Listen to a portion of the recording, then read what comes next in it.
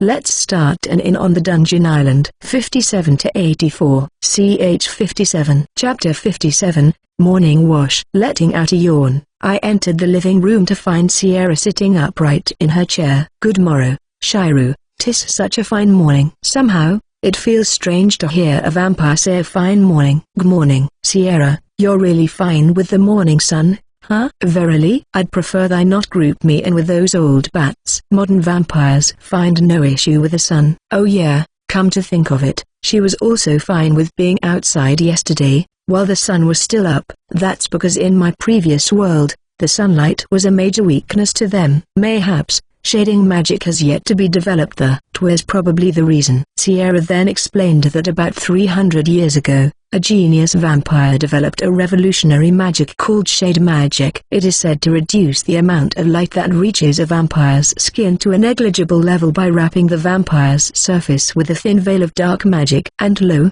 the magic allows a vampire to continue their activity well into the daytime. However, some old dingbats and geezers are set in their ways and call it shameful for vampires to have activity when the sun is up. It seems like even vampires has their own generation gap problem. So, you're using the shading magic at the moment? Actually, though I may be able to cast it for indefinite periods of time, I am currently using this item.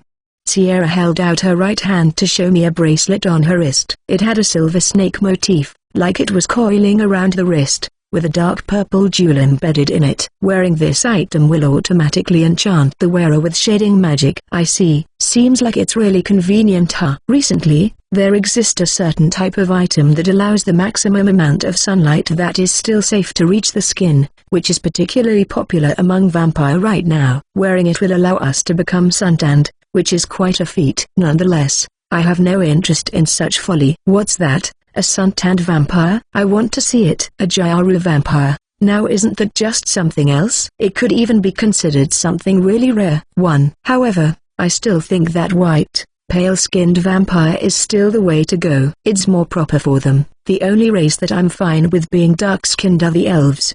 By the by, Shiru, I would like to take a bath. Can you provide one for me? Sure. Do you need hot water? Preferably so. Alright, I'll have the hot water ready soon. So please wait a bit. My thanks. Oh, you needn't prepare the fire. I can heat up the water with my magic, so all you need is to prepare the large pot. As expected from a vampire, she's really proficient with magic. Having this kind of guest is really great since taking care of their needs wouldn't need so much time or preparation. I still need to prepare some towels and other necessities for her, though. I were to put a large pot on top of the furnace and fill it with water. Okay, you can start the fire to make the hot water anytime now. As I turn around, Sierra was already undressed. Her slender body seems to glow pale under the faint morning light leaking through the trees. The small bulge in her chest was covered by her flowing silver hair, as if to protect the sacred part from any unscrupulous gaze. She really has the appearance of a little girl, which made me flushed with a sense of something morally inappropriate, as if I was looking at something I shouldn't have seen. Why am I feeling racked with guilt? Is something wrong? Sierra tilted her head slightly at how I'm reacting. Nothing. I've filled the pot with water, so the rest is up to you. I couldn't help but getting flustered, so I faced to the other way and was about to leave. Hold on. What is it, Shiru?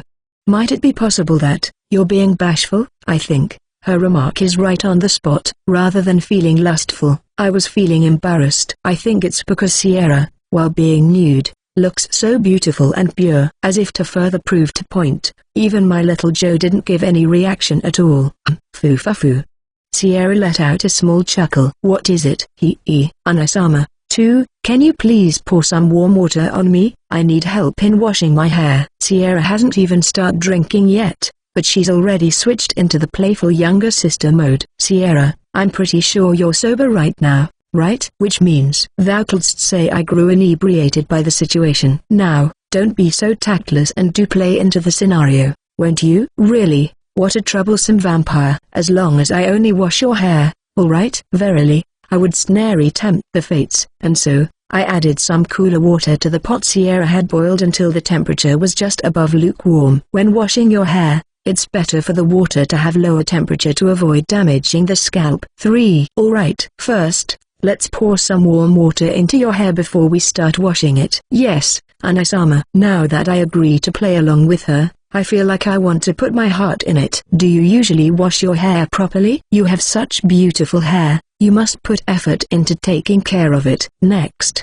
let's lather in the shampoo. Here, put out your palm. I took the shampoo out of the jar and put it into her outstretched hand. What is this? It's shampoo, a liquid for washing your hair. Lather it up in your hand and then put it in your hair. Sierra rubbed her palms together as she was told. It smells good. For today, we will be using a special rose-scented shampoo, but we also have berry and tropical fruit scents, too. Graham likes the berry-scented shampoo, while Lane likes the lavender-scented one. It will sting if it gets into your eyes, so be careful. Yes, Anasama. Surrounded by the fragrance of roses, I found myself admiring the line of Sierra's back as it traveled from the nape of her neck to her buttocks. To think that she's 42 years old. Now then, let's wash off the shampoo with warm water. Hot water containing bubbles flowed down the drainage route, setting the bath slimes a tremble with joy. It seems the slimes also like the scent of roses. And there we have it. You're spotless now, a glowing example of a fine lady. Thank you, Anasama. That's weird. Looking Sierra looks so gleeful like that, made me feel so warm in my chest. Now come here so I can dry up your hair. Is that really alright? Don't worry, you don't have to hold back. Anasama. I hugged Sierra, who happily jumped into my chest and made her to turn the other way. I then start to carefully dry her hair using the bath towel. We need to gently wipe your hair so as not to damage it. Anasama, that tickles. Sierra's face, which was blushing happily, suddenly returned to its serious look. Sierra, Shiru, someone's coming. I can feel a presence. Is it another guest, or is it other pirates like Janice? Where are they now? It will arrive here soon. I was getting anxious, but I then remembered that wonder number 1 through 6 is here with me. Also, Sierra is beside me. There should be nothing to fear. Right? As I was watching the road from the shade of the trees, a woman walked by into the range of my vision, and the sight of her made my heart flutter. Louise-san. Shiru-san. It's been a while. The one who appeared was Louise-chan, a dragon rider from the Institute of National Land Management Survey. I've heard the report, but you've really made many improvements to the inn. It has become a really splendid establishment now. That's right. The last time she came here, the inn only consisted of the cave portion. By the way, it really brings back good memories of building the rock bath in a great hurry to see the scene of the 3 of them bathing at the same time. Captain Milano, flirty girl Liane, and then the sweet and innocent Louise, all 3 lying naked on the rock bath. You could say that was the starting point for Shiru's inn. The starting point was really trivial. Is something the matter? Whoops. No way I could tell her that I was reminiscing something erotic. I was reminiscing the day that all 3 of you were here, and I was feeling a bit nostalgic since it's been quite some time after you all left the island. Are Captain Milano and Lian-san doing well? Yes, both of them are doing well. I was chosen as the liaison this time, and Lian was very envious because of it. Yeah, I can just imagine how Lian was reacting by the news. By the way, did you leave the capital in the middle of the night? Since you got to arrive this early in the morning. Lousy grimaced a bit. This is really embarrassing. Actually, I got lost and had to spend the night on a small reef. Luckily, at dawn, the cloud was finally breaking up and I was able to confirm my position, so I managed to continue my travel here. Come to think of it, it was cloudy last night. Since there is no GPS here, the Wyvern riders are probably navigating by using the position of the stars and the moon, which is impossible to tell if the night sky is covered with cloud. 4. Seems like you've had it rough. Have you had anything to eat yet? Not yet. I was looking forward to eating your cooking. That's why I could keep flying all the way here. That's no good. Don't worry, I'll cook up something nice for you. I tried to soothe her up by caressing her arm, and Louise's face flushed up in embarrassment. It's exactly this kind of reaction, which made me want to take on a role of a cute, gentle, and bewitching Okami towards Louise. Shiru, to prepare a breakfast meal for myself as well. Sierra, who had been watching the exchange between Louise-chan and me until now, finally called out to me. Yup, I'll prepare it right away. Oh, and Sierra, I have a little favor to ask of you. The blood that I've set with creation magic should be ready in 7 minutes, and after dividing it into small portions, I'll need Sierra's help to freeze it, so it won't go bad. After that, I'll make the bread. Thanks to the increase in level, I can now make one loaf in 44 seconds, which is much faster than manually baking a loaf of bread. Goku number 4, milk Koki. Number 3, check the eggs. Number 5 and 6, go feed the livestock. Meanwhile Goku number 1 and 2, help me prepare the breakfast. With that said, the activity in Shiru's Inn finally began in earnest. I'm certain that Louise must have come here bringing news from the Empire, which means that after breakfast, once she had settled down, she'll inform it to me. I wonder what the Empire's decision will be. Will they accept Gram-sama's recommendation and open it to the public, or will they dispatch another survey team instead? As I tied my apron strings, my heart began beating with anticipation. Ch 58. Chapter 58.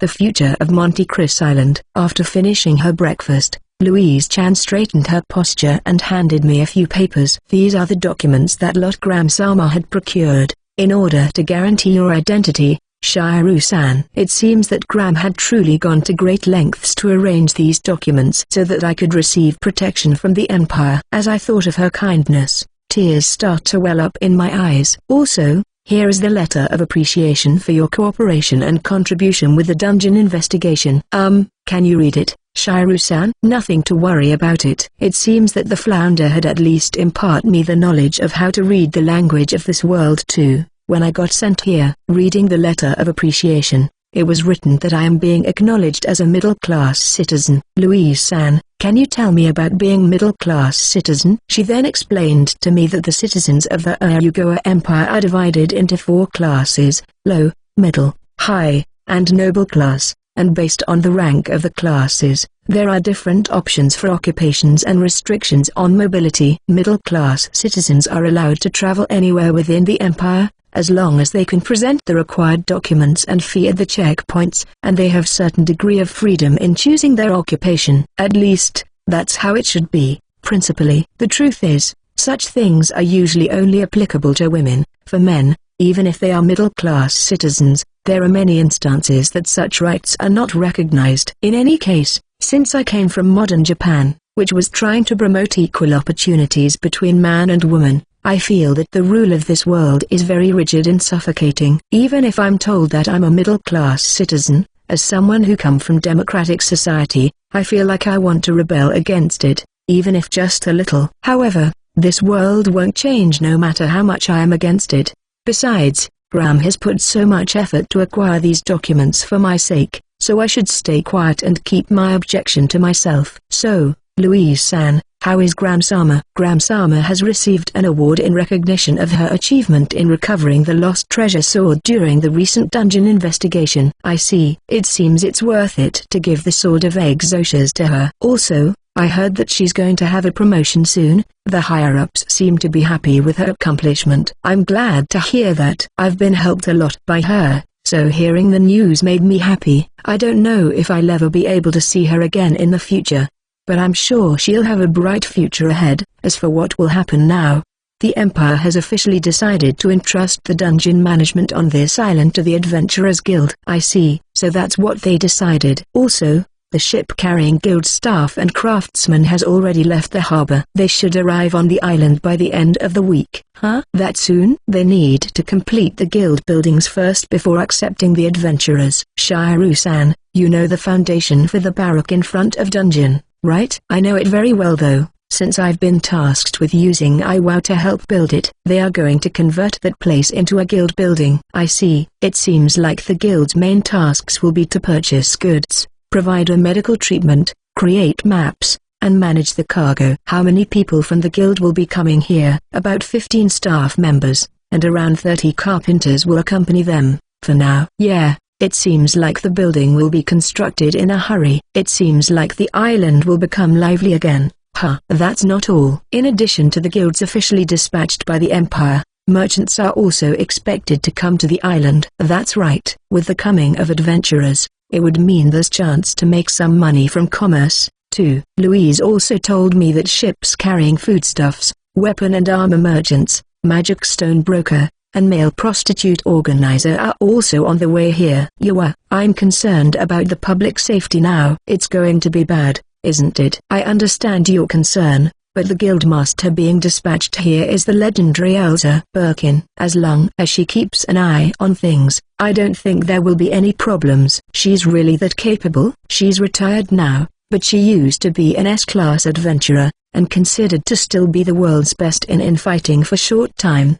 She sounds like someone amazing. I wonder what kind of person this guildmaster Elsa is. Louise-san, have you met this guildmaster Elsa before? Yes, I have. Master Elsa is a strong and energetic person. She's really agile despite her age, which I think is amazing. My impression of this person was somewhere between a sky pirate captain called Mama and a small green person who could use force. 1. Also, it seems that Master Elsa would not only be posted to the island as a guildmaster but would also be the acting governor with policing and administrative powers. Well, I'll just see how things go for a while before making any further decision. If it turns out that live on the island would be unbearable with her around, I'll just run away somewhere else. I'll need to create replacement for the Seema I've lost first, though. After we finished talking, I took Louise to the guest room so she can take a nap. Last night, she was stranded on a reef, so I don't think she had a good night's sleep. I also lent her my lounge air so she could relax. I'll do your laundry while you sleep, so you please get some rest. Yes. Oh man, Louise-chan looked so cute in my t-shirt. Oh well, let's start doing the laundry for now. The sun is shining brightly today, so I'm sure laundry will probably be dry soon. When I returned to the rockery with Louise's clothes in my arms, Sierra spoke to me in a bored, deadpan tone. You're being really kind to that girl, aren't you? Don't tell me she's being jealous of Louise-chan. I've known her for quite some time. Besides, she seems innocent and cute, right? Huff. To think that Shiru is a virgin-loving older brother. To translate that into back-on-earth situation, it would be like a virgin hunter older woman, I think. That's not the case with me, though. Stop being silly, Sierra, and take out your laundry. I'll wash it for you.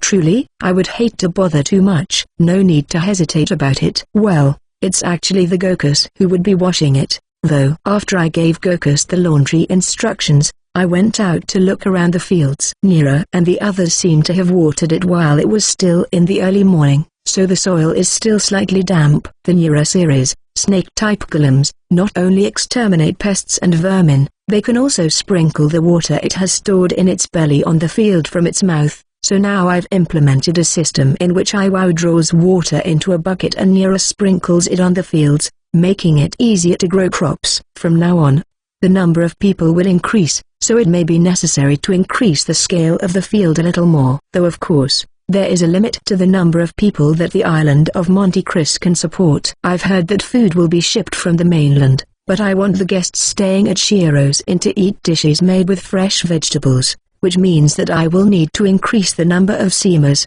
Niras, and also Popos. They can catch insect. I harvested a basket full of scallions, well grown on the island. They are great pickled in vinegar, minced and added to meat sauces, or diced and mixed with eggs and mayonnaise instead of onions to make tartar sauce.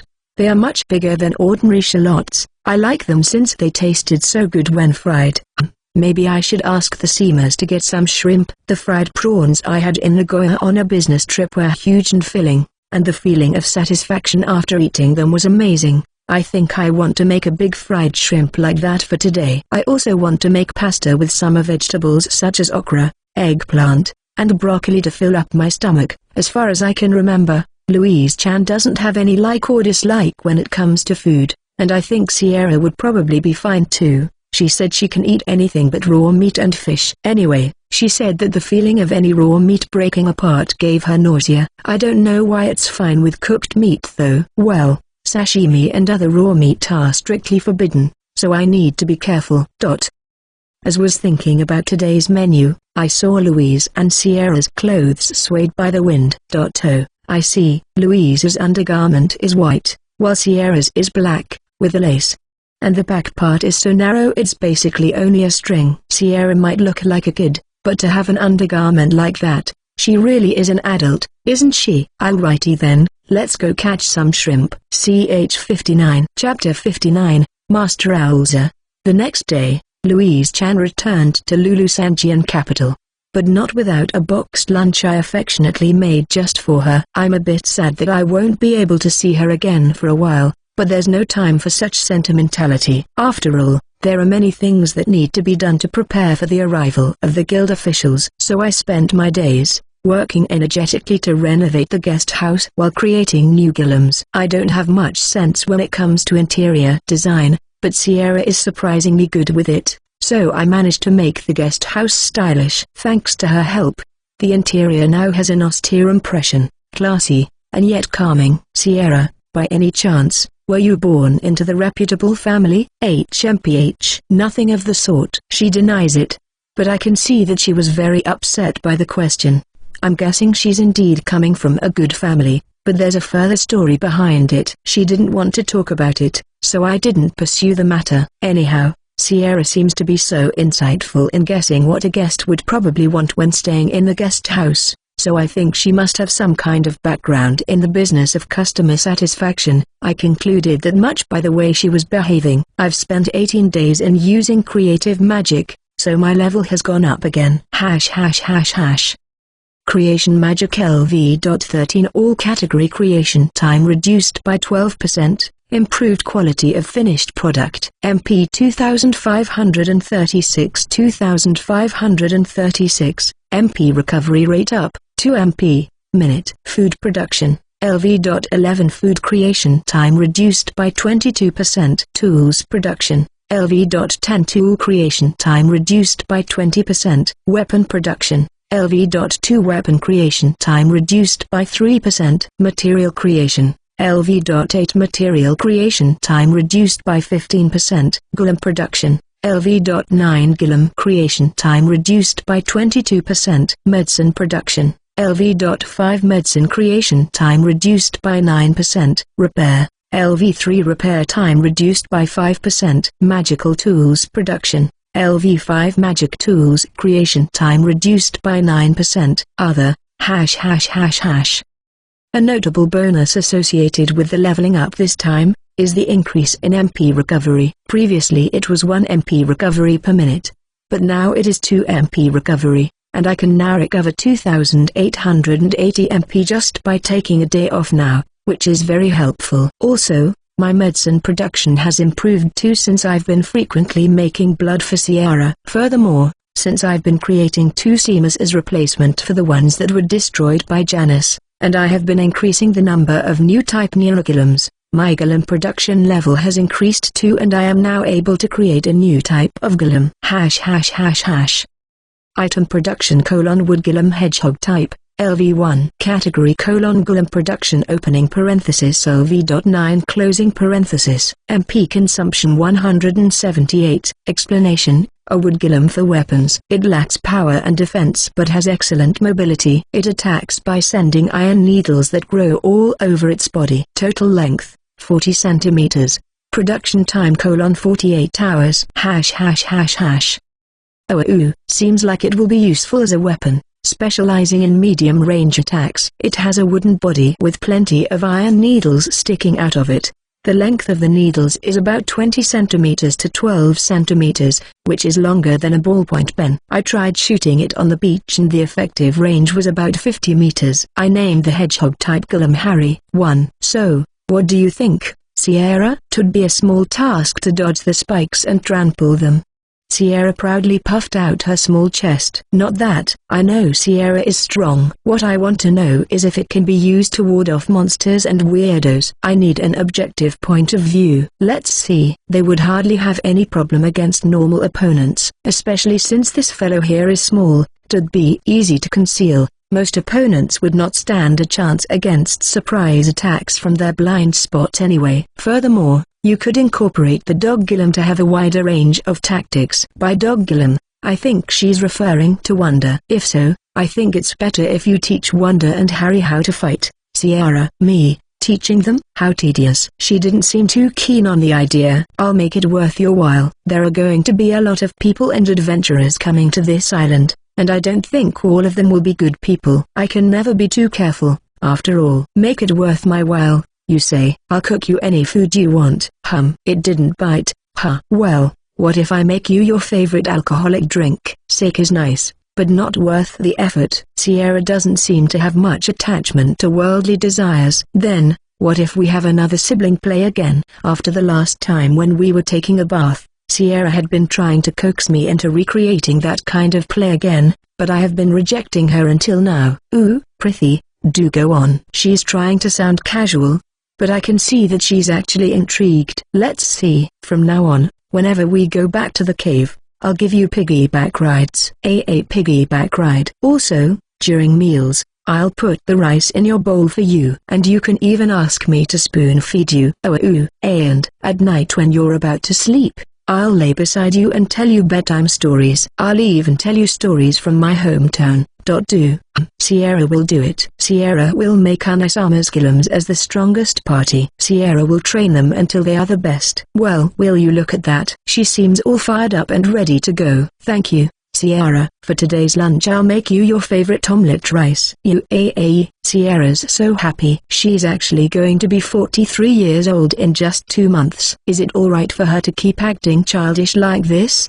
But then again, maybe Sierra has been craving for this kind of affection. Besides, the circumstances between human and vampire might be different, so I decided to be as kind as possible towards her while she's here. When we returned to the cave, I gathered all the Gillums, except for the Seamers. Everyone, listen. From today on, this Sierra here will be your instructor. Listen closely to what she says. Up until now, the Gillum had only followed my order. But if I want Sierra to teach them, that means they'll have to listen to her orders too. The question is, will they be able to follow her? Wonder number 1, move 1 step forward. Sierra gave her first order to the Gillum. And Wonder complied, moving 1 step forward. That's great. I guess the Gillums will be able to train with her from now on. It should be fine, right? The rest will depend on the Gillums' learning ability. The Gillums are able to learn through trial and error, so it should be fine. But that's all the more reason that I don't want to lose a Gillum that is already learning so much. I need to make sure that anything that can be fixed, will be fixed, before it becomes something irreparable. Later on, however, I would find out that the new Gillums could inherit what the old Gillums had learned by coming into contact with old ones. As long as they are not completely destroyed, they can pass on the things they have learned, which makes them increasingly easy to use. The number of Seamers that I have had increased to number 5. And now they are currently practicing pulling the small sailing boat that Janice arrived with. I think they are improving each day, so much that I think we should be able to sail between islands soon. For now, I'm thinking of sending Popo out to explore and look for other islands nearby. We never know what might happen in the future, so I want to search for an island that could function like a safe house if the need arises. Yep, let's proceed with such plan in secret. 2 days later, Popper spotted a fleet of 3 ships. While patrolling the island, it seemed that the ships carrying guild officials had finally arrived. As I stood on the crescent-shaped beach and gazed out to the sea, I could clearly see small boats being lowered into the water and preparing to come ashore. Amongst them, I could see a large woman giving instructions. I wonder if that's Master Elsa. I can't quite make out her face, but her orange hair shines in the tropical sunlight. Suddenly, the person who I assumed was Master Elsa jumped up on the ship's railing and jumped down into the sea. I thought she was gonna swim ashore, but instead she came running towards us, on the surface of the water, at full speed. She's moving her left foot before her right foot breaks the surface. Such a tedious technique to use, wouldn't you say? Sierra calmly observed the person's movement. Hold on just a minute. I thought only basilisk lizard can do movement like that. 3. Bam! Just as she came within 15 meters of the beach, the woman kicked the surface of the water with all her might and jumped all the way to the shore. And then she moved until she was very close to me. She was staring at me so intently, I felt as if she was peering into the very depths of my soul. You must be Shiru Sanada. My name is Elsa Birkin. They've put me in charge as the head of the Guild's Island branch. You've been informed of me, right? Up close, I can see some of her orange hair has turned white, but I could feel tremendous strength radiating from this woman. I heard that she was over 70 years old, but she looked to be about 50 years or so. Yes, my name is Shiru Sanada. I look forward to working with you. Likewise. Now, can I ask you to show me around the island? It seems like she is a highly practical person. She'd rather investigating right away on what needs to be done, instead of doing formalities over a cup of tea. Well then, I'll show you the place where the soldiers of the survey team used to make camp, and I'll show you the dungeon afterward." Master Urza narrowed her eyes at me. That's a good response. I don't dislike a man like you." She then nodded in satisfaction and crossed her arms. Ch 60. Chapter 60, Crying Drunkard. Since I arrived at the beach by carriage drawn by Silvers, I asked Master Elsa to ride the carriage as well. "Is it okay if we don't wait for the others to arrive? It will take another hour before they reach the pier. You can show me the outline of the island in the meantime." Come to think of it, what you can see on the map is very different from the island itself. Even if she has memorized the map, she wouldn't get a real feel for the island's condition until she saw it herself. Which is why she's intending to inspect the island first before she can give detailed instruction to her subordinates. On the road leading from the beach to the cave, there is a campsite used by the soldiers. We decided to inspect it first. After proceeding for a while, we came upon a scene where the Iwos were walking in formation. That's the Gillums that was helping with the construction work. I've read about them in the report. Yes, that's right. I call them Iwos. What are they doing right now? The way I see it, they are just walking around. It's like what she said.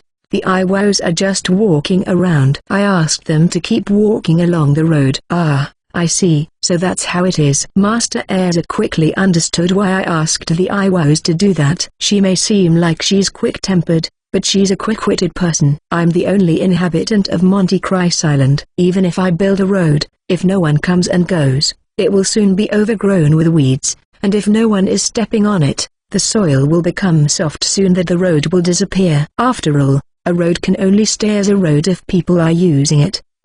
So when there was no work to be done, I told Iwos to walk on the road as often as possible. It has been a month since the survey team left, so the condition of the camping site has worsened a bit. It won't be a problem. People will be living there starting today, so it will soon be restored. The guild will build a simple lodging house in the clearing where the survey team had camped, and various merchants will also set up stalls there. The guild might end up being your business rival. If you're talking about the lodging, I don't think you need to worry about it. In only his 6 guest room anyway. To begin with, I don't have any intention to aggressively expand the inn business. Besides, I don't think regular adventurers would have that much money to stay at my inn. All of the people that had stayed at my inn said that a fee of 5,000 lemons per night is reasonable, but I don't think there are that many people who can afford to pay that much for a night. How much would the fee for the guild's basic lodging house? It's 500 lemons to use the shared large room. Food will be charged separately. In a sense, you could say that the guild managed inn is cost efficient for the masses, while my inn is a high-class establishment. Actually, compared to the other high-class establishment in the capital, my inn's fee can be considered fairly reasonable. After she finished looking around the campsite, Master Erza asked me to show her around the inn. As she looked around the cave, her eyes shined with wonder and curiosity. "Hey, what's this? You have bath, booze, and beautiful private rooms. To think that you're able to make it in such a remote area. I'll take that as a compliment. Thank you. By the way, Okami, are the only services you provide lodging and meals?" "Well, yes." "All right, got it. I'll have to give warnings to the others, so they won't get any wrong idea." She was asking if I'm offering night services too. "Please do so. After all, I don't want to be embraced by a woman I don't like." "Yeah. Tell me if one of the women gets too loose with their hands. I'll be sure to discipline them myself." What a reassuring woman. "Well, it seems you already have someone volunteering as a bodyguard, so I wouldn't worry too much about it if I were you," Master Erza said, while glancing towards Sierra. "I won't forgive anyone laying a hand on Shiru. I'll reduce them to cinders." Generally, starting a fight is forbidden, you know. "And if they would not leave Shiru alone?" Master Erza scratched her head, unsure how to respond. "It'll be a problem if you always resort to brute force. Can't you try to solve problems more elegantly instead?" Master Erza said this while glancing a bit at me. I know that she wants me to agree with her, but it's not like I can really tell Sierra not to act too recklessly, you know. But well, I don't dislike this granny's method of doing things. I think Master Erza is right. We might be able to learn a thing or two from her how to solve problems with adventurers. Quite right. Master Erza eagerly nodded. That day, I helped the guild unload their goods on the beach, and I was paid for the work. I say I helped, but it was actually Iwos and Silvers who did most of it. I asked for all the rewards to be in form of magic stones, since the more gillums that I have the harder it is for me to keep supplying them magic power directly from me. Since I want to create as many things as I can with my creation magic, I need as many magic stones as I can get to keep my gillums working. 2 of the ships in the fleet that arrived at the island were guild ships, but the last one was a merchant ship. They were wary of being attacked by pirates, so they came together with the guild's ships, ahead of the other merchant ships. In the evening, some of the merchants came to greet us. The head of their group was a burly merchant. She called herself Madame Damas. Our business is in weapons, tools, food, and other such things. We also run inns and whorehouses, so we would like to extend our greetings to you. The reason why she was speaking politely to me, even though I'm a man, is because I'm considered a middle-class citizen. Thank you very much for your kindness. Please feel free to ask me if you have any questions on the island. I exchanged the social greetings as Madame Damas kept an appraising gaze towards me. Thank you very much for your kind offer. By the way, let me introduce our boys from the store. Come out, you lot, and introduce yourselves to Akami-san here. I was absolutely speechless when she said that, too. Madame Damas then brought out several more people to greet me, and there were 5 men among them. This is the first time I've met other men since I came to this world. I think they're between late 20s to 40 years old. Wait a minute. Is that an old man with a barcode head? 3. Is he one of the prostitute too? He has a thick beard, and his stomach is sticking out, and his glittering red shirt is painful to see. Quite unsightly, right? These are the only ones we can round up who agree to work here so far out in the frontier, men who have passed from their youthful peak. I guess the one who can still get customers in the city would decide to stay there. Once again, I'm being hit with a sad reality. Nice to meet you.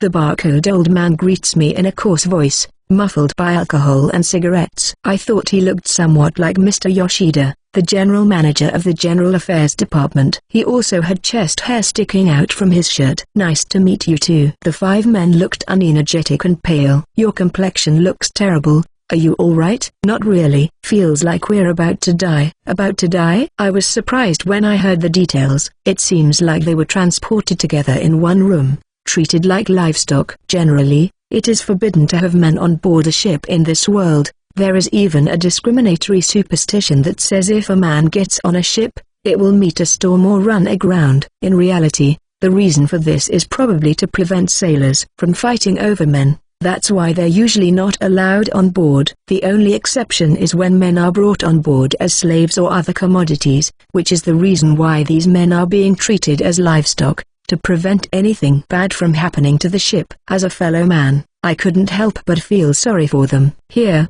drink this right away. It'll make you feel better. I pulled out a life potion I had stocked up on for myself from the storage bag I carried with me at all times. It's called a life potion, but it doesn't actually have that dramatic effect like bringing someone back from dying. Still, it's good enough that you can count on it to alleviate some of your physical ailments. Okami-san. Hey now, as fellow men, we need to help each other in difficult times, right? When I said that, tears came to the eyes of the 5 male prostitutes. Come to think of it, Chief Yoshida was also a man who cries when he drinks. Ch 61. Chapter 61, New Movement. As days went by, Monte Cristo was finally taking on the appearance of a dungeon island, and the number of guild buildings and various stores was increased. However, the only decent building here is the guild branch office. The other stores looks like just a bunch of rickety houses that sway and shake every time a strong wind blows. Well, the climate here is like a subtropical zone, so there is no need for thicker wall panels, and simple buildings are mostly sufficient. 21 days after the guild members arrived, the first wave of ships had arrived, carrying 618 adventurers, their food, and other supplies. The ships then kept making round trips. They bring more adventurers and supplies to the island while carrying back magic stones and rare materials from the dungeon to the capital. Adventurers are just a bunch of fools who dreams of getting rich quick, Master Elsa said while drinking her coffee. Okami, do you know the survival rate of people who dive into dungeon for the first time? Of course, I couldn't answer it, since I don't have a shred of knowledge regarding adventurers. It's 88%. Out of every 100 people who dive for the first time, 12 won't make it back. That's the world we live in, which means that out of 618 people who just come here, 74 people will quickly die. But, despite that, they're still going to challenge the dungeon? Despite that, they will, since it's the only chance they can turn their lives around. Master Elsa said bitterly, even though she is a former adventurer herself. Anyhow, I think the casualty rate for the first level of this dungeon will be rather low. Why do you think so? Didn't she just say that the casualty rate is usually high? It's thanks to that logogram person. She managed to disarm all the traps on the first floor and set up safe zones in various places. Also, she prepared contingency plans and countermeasures for emergency situations. It's remarkable, really. I'm sure she's going to rise to success. Master Elsa was praising Graham, but somehow, I felt happy as if she was praising me. Well, I'd better get back to work. I think there are some idiots I need to give lessons to. She then put some copper coins on the table and stood up as usual. Master Elsa had become a regular at my inn. Actually, not only her, the rest of the guild staff also frequently come here now. Have a nice day, and please stop by again. As I saw her off, I started thinking that maybe it's better if I also give some instructions myself, and so, I gathered all my golems and cleared my throat in front of them. By the way, Sierra is standing beside me to watch over the situation. Everyone, you've been working hard every day. Finally, a large number of adventurers had arrived at this Monte Cristo Island, so there are a few things I would like you all to be aware of. The first thing that came to mind was how to deal with the fire. The more people are living in an area, the greater the risk of fire is. If you see a fire being unattended, or if you suspect something will catch a fire, please extinguish it immediately. Just the other day, a fire had broken out in the commercial district. We quickly managed to extinguish it thanks to Master Elsa and Sierra's water magic, but a large stockpile of goods already burned to the ground. Also, please keep vigilant of your surroundings. I don't want the incident that happened few days ago to happen again. The incident that I was talking about is, actually 4 days ago I almost got raped again. The culprit was one of the carpenters who had come to build a commercial building. Her name was Leka, and she was hiding in my private restroom. The reason why she managed to hide there was because it was spacious, and there were shelves for storing the cleaning supplies, so she was hiding in one of the shelves. Based on what she said during the interrogation, it seems she has no intention to rape me at first. She said she was just trying to peek into the bathroom but couldn't keep her horniness in check when she saw me going number one. And since I usually didn't bring Wonder into the bathroom, such incident occurred. Flashback. It was a situation where I couldn't raise my voice, since a chisel were pressed against my neck. Quiet. Don't make a sound. I could tell by her trembling voice and hands that the perpetrator was nervous too. Should I struggle? No, not good. If something goes wrong, the sharp edge of the chisel would stab right into my neck. As I thought so, I became too scared to move. Why yeah. Don't move, this will get over quick. It is all your fault for showing me your manhood. Why you making me all excited? What the hell? Showing you my manhood? You're the one who barged in here. You think I can pee without letting out my thing? But since there's no way I could yell at her in the situation like that, all I could do was stiffen as her hand reached further and groped all over my body. By the way, my little Joe didn't react at all. Section. Just when I thought I heard some faint chanting from behind the door, the perpetrator had been frozen all of a sudden. The next thing I knew was the door was flown off from its hinges with a loud bang and Sierra came rushing to my rescue. I'm so glad I have finished doing number one, otherwise I might have peed myself. Sierra's cheeks were turning red as she saw me on the verge of tears. Hurry up and put on your clothes. Aren't you feeling embarrassed? I then realized that my bottom half is still completely uncovered. You're saying that, but why are you staring intently? Sorry.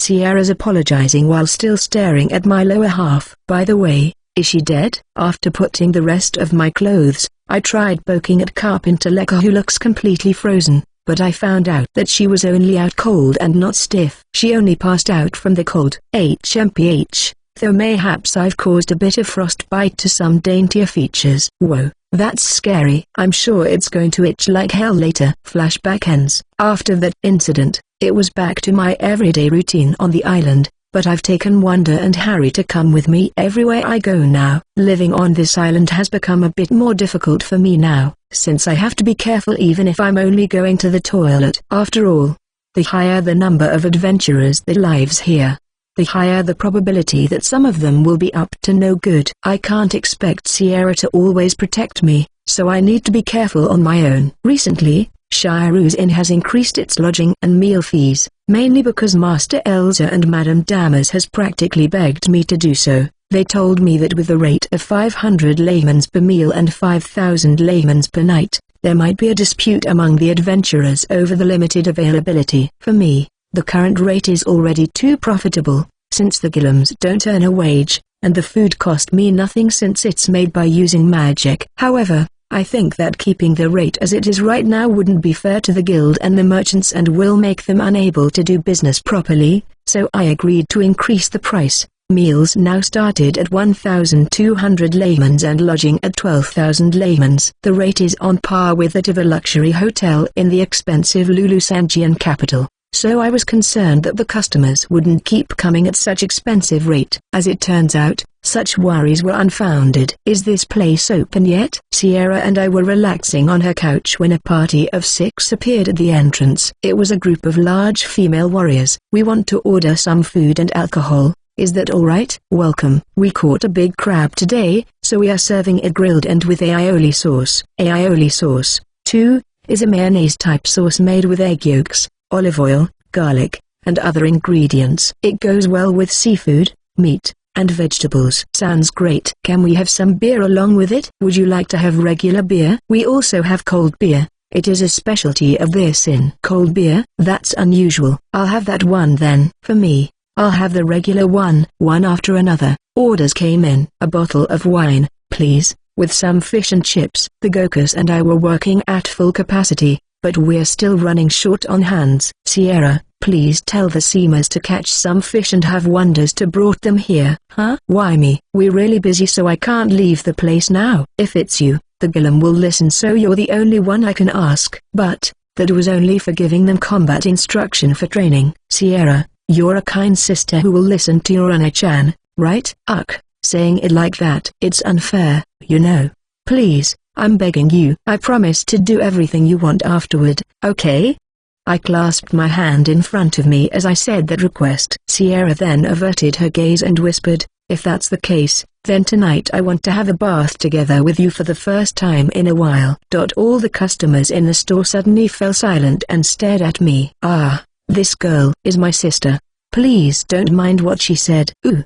I see." Was that stretching it too much for an excuse? Even on Earth, it can be considered ridiculous for a 25-year-old sister and her 14-year-old brother to take a bath together. You know what? Suddenly I wanted to have a big brother. Me too. It must be nice, to be doted by an older brother. The big brother boom suddenly became popular among the macho female warriors. It seems like even the hardy female warriors of this world like to be pampered once in a while. Ch 62. Chapter 62. More people coming to the island. The commercial district is filled with the sound of blacksmiths hammering iron. They are not making new weapons, but busy repairing them. Weapons need to be cleaned and sharpened after each battle. After all, the slightest difference in sharpness can change the outcome of the battle between a victory and a defeat, or more importantly, the life or death of the person equipped with the said weapon. It was no wonder that the blacksmiths on the dungeon island were always busy with work. The sparks that fly with each strike of the blacksmith's hammer are beautiful,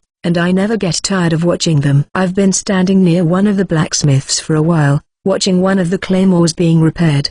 There was a loud sizzling sound as the heated sword was dipped in the water, creating a torrent of steam which quickly spread throughout the wall-less hut. The large blacksmith, once finished with her work, then turned to face me. "Yo, mister, I won't be able to concentrate if you keep watching me working, alright?" "I'm sorry. I didn't mean to, but it seems I've somehow got in the way of her work."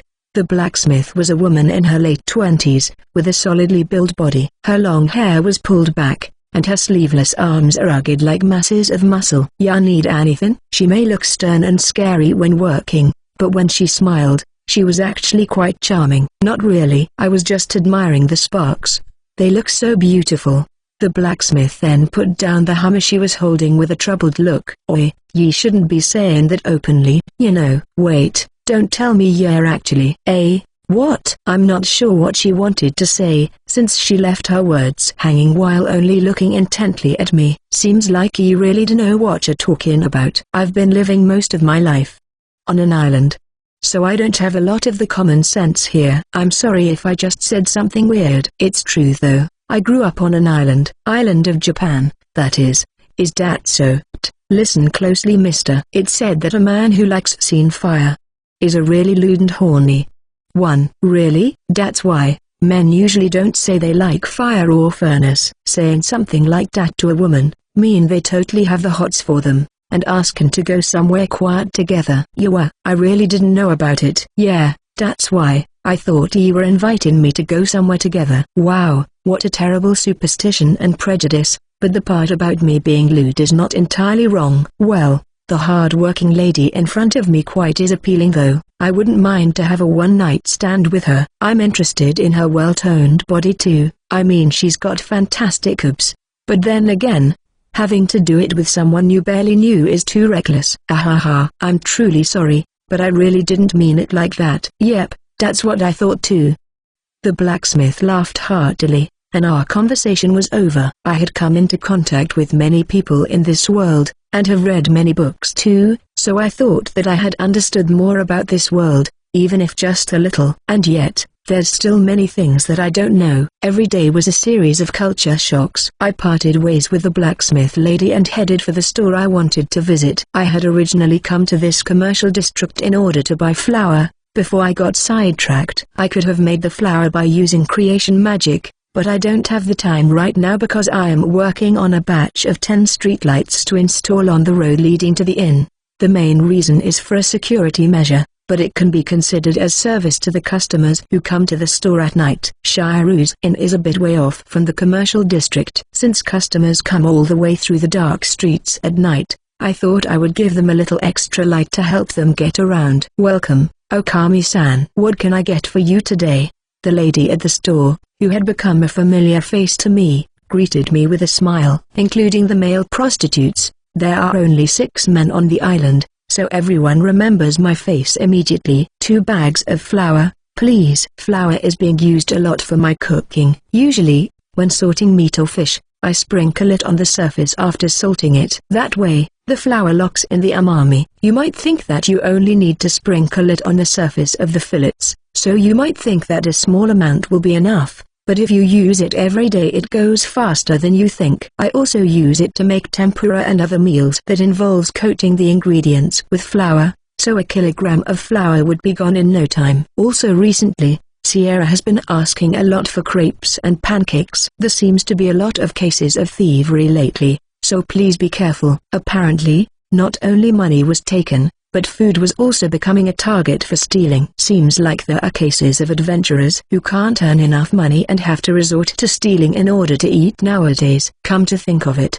back then I often saw adventurers stealing mangoes and coconuts from the trees, too. Must be because they were running out of money to eat. Nowadays, I never saw any fruits hanging on a tree anymore since they've been thoroughly taken. I have a bodyguard and Gillums, so it's okay. Actually, just the other day, an adventurer just tried to steal from our field. She got caught by Wonder, though. When asked why she did it, she said that she was so hungry that she couldn't bear it any longer, so she resorted to stealing. I had no choice but to feed her a full meal and then have her clean the toilet and bath as compensation. I could not make myself turn a starving person over to the guild as a criminal, since I think being starved is quite a painful thing to experience. After I finished buying the flour, I then looked at several other stores, and bought some new clothes before finally decided to go home. Today I'm walking, as means of light exercise, and brought Wonder and Harry as escorts.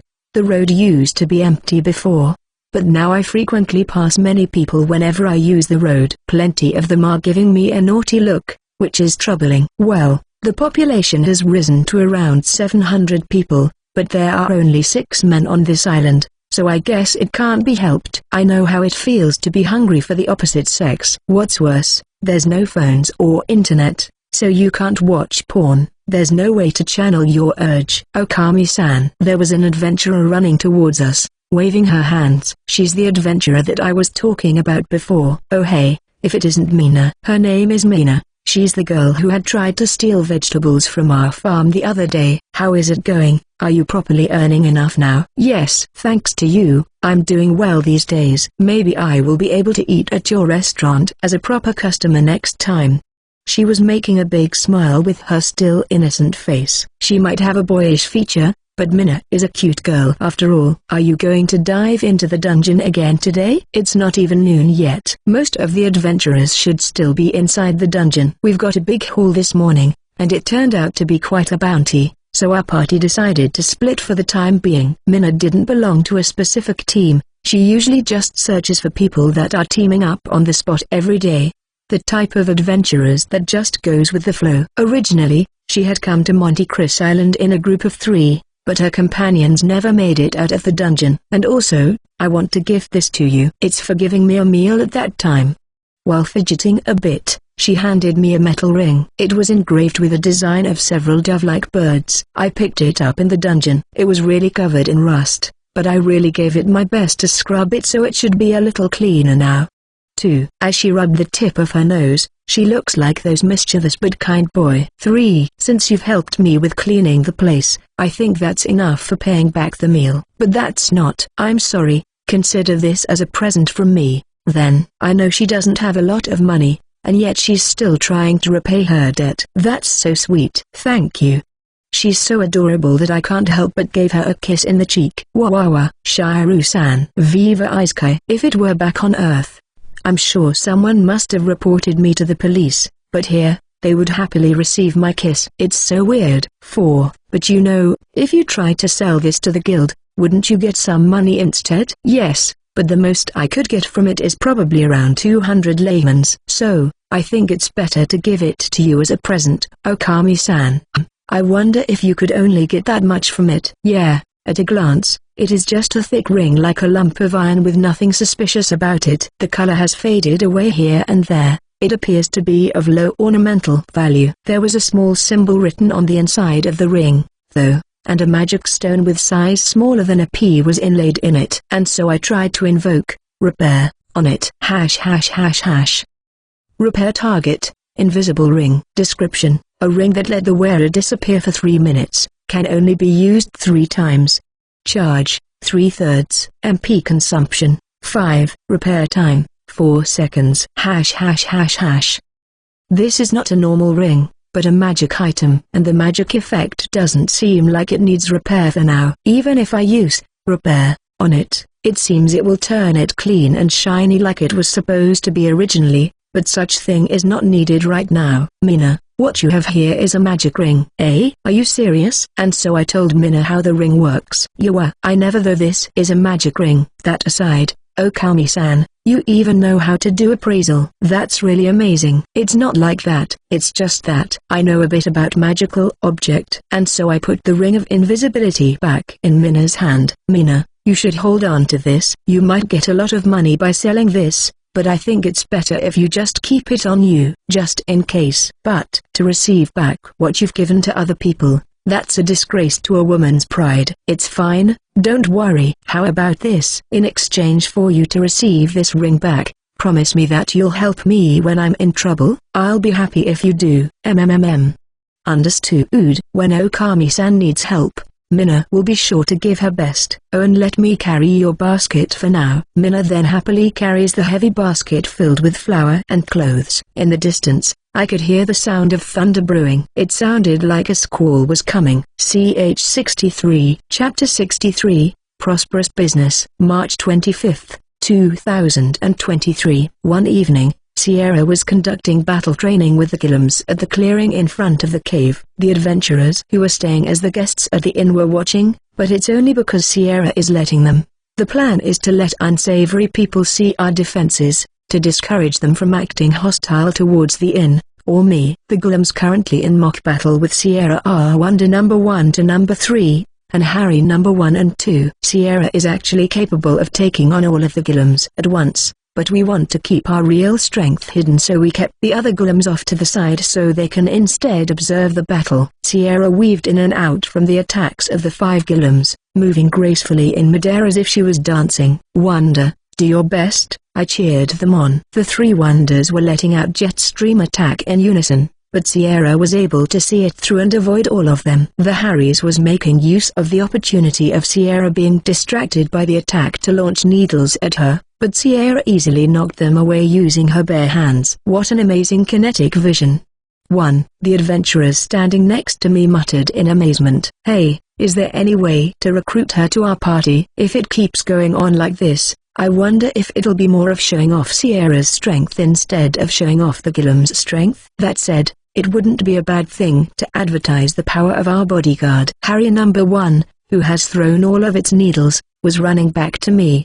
He's now bald since he no longer has any needles and looks completely alien to me. The needles can grow back by either giving it magic power, feeding it magic stones, or using repair on it. For now, I let it eat magic stone for the sake of appearance. Sierra has been invited many times by different groups of adventurers, but she always refused them. Come to think of it, she did say that she's not interested in exploring the dungeon. She spends all day either reading books in a hammock under the shade of a tree near the cave, or going fishing with me. When the restaurant was busy, she would help me out, even if she's doing so while pouting. I no longer think of her as a customer, but a staff member instead. She usually calls me Anayu or Anasama, so the adventurers seem to think that we really are brother and sister. Too strange. No matter how you look at us, Sierra and I are 2 different races, right? Or so I thought, but it seems that in this world there are a lot of cases of mixed blood, so it is quite common for siblings to look very different from each other. I then heard that such thing happens often because of Urugua's occupation of other ethnic nation,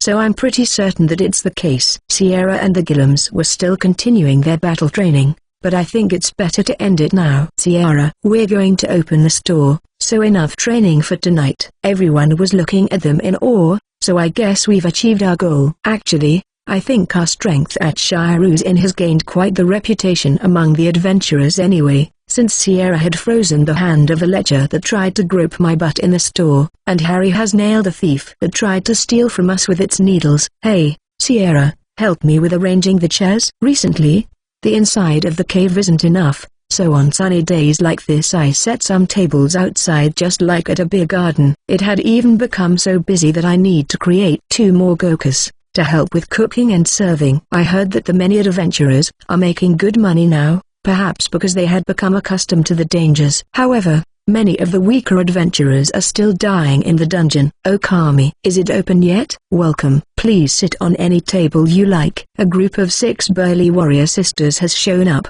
They are regulars here. At a glance, they look like an unbalanced team, but they actually made an excellent party. Their achievement in this island's dungeon is among the top. Each one of them is a talented individual who can handle everything from long-range bow attacks to melee combat without a problem. They are also good-natured ladies, and I find their habit of getting naked as soon as they started getting drunk as amusing. I think they have nice pairs of jugs perching nicely above those well-defined abdominal muscles. No, actually, I think it's not just nice. It's beautiful, heavenly, even.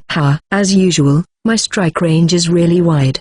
The only thing that turns me off is that when they get too drunk, they would start calling me Ana-chan, then talks to me in a childish tone and asking me to spoil them. "Okami, here, we want to share this with you. We managed to hunt 3 cockatrices today. One of the macho ladies gave me a big chunk of meat." "Thank you. I'm going to make a yakitori out of it, so I'll bring it to you later." I handed the meat to Goku and he took it to the kitchen with a knowing look on his face. Goku has learned a lot and is now able to cook even without my supervision.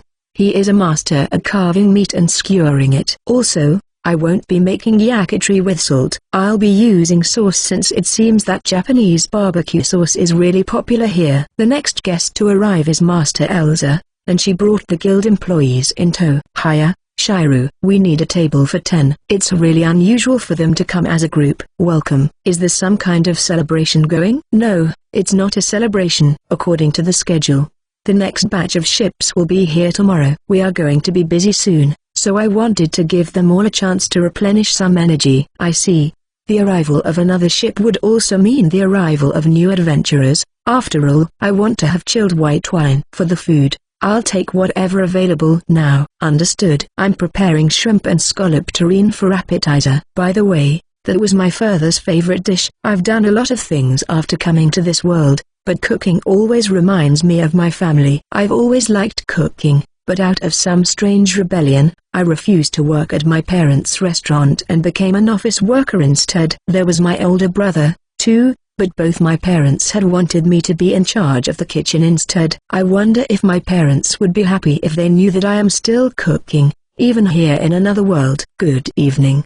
A new customer came in, and I came back to my senses. Welcome, dear father and mother. I am still healthy, and now living happily in another world. Espov. A fleet of ships carrying new adventurers had arrived at Monte Cristo Island. This time, 642 adventurers, 72 tradesmen, and 3 male prostitutes will land on this island. Incidentally, 128 of the adventurers who arrived on the previous fleet of ships had died, and 64 adventurers are scheduled to return when the ships sailed back. A pair of adventurers landed on the island, weaving their way through the hustle and bustle of the beach where the people are fully busy unloading the cargo.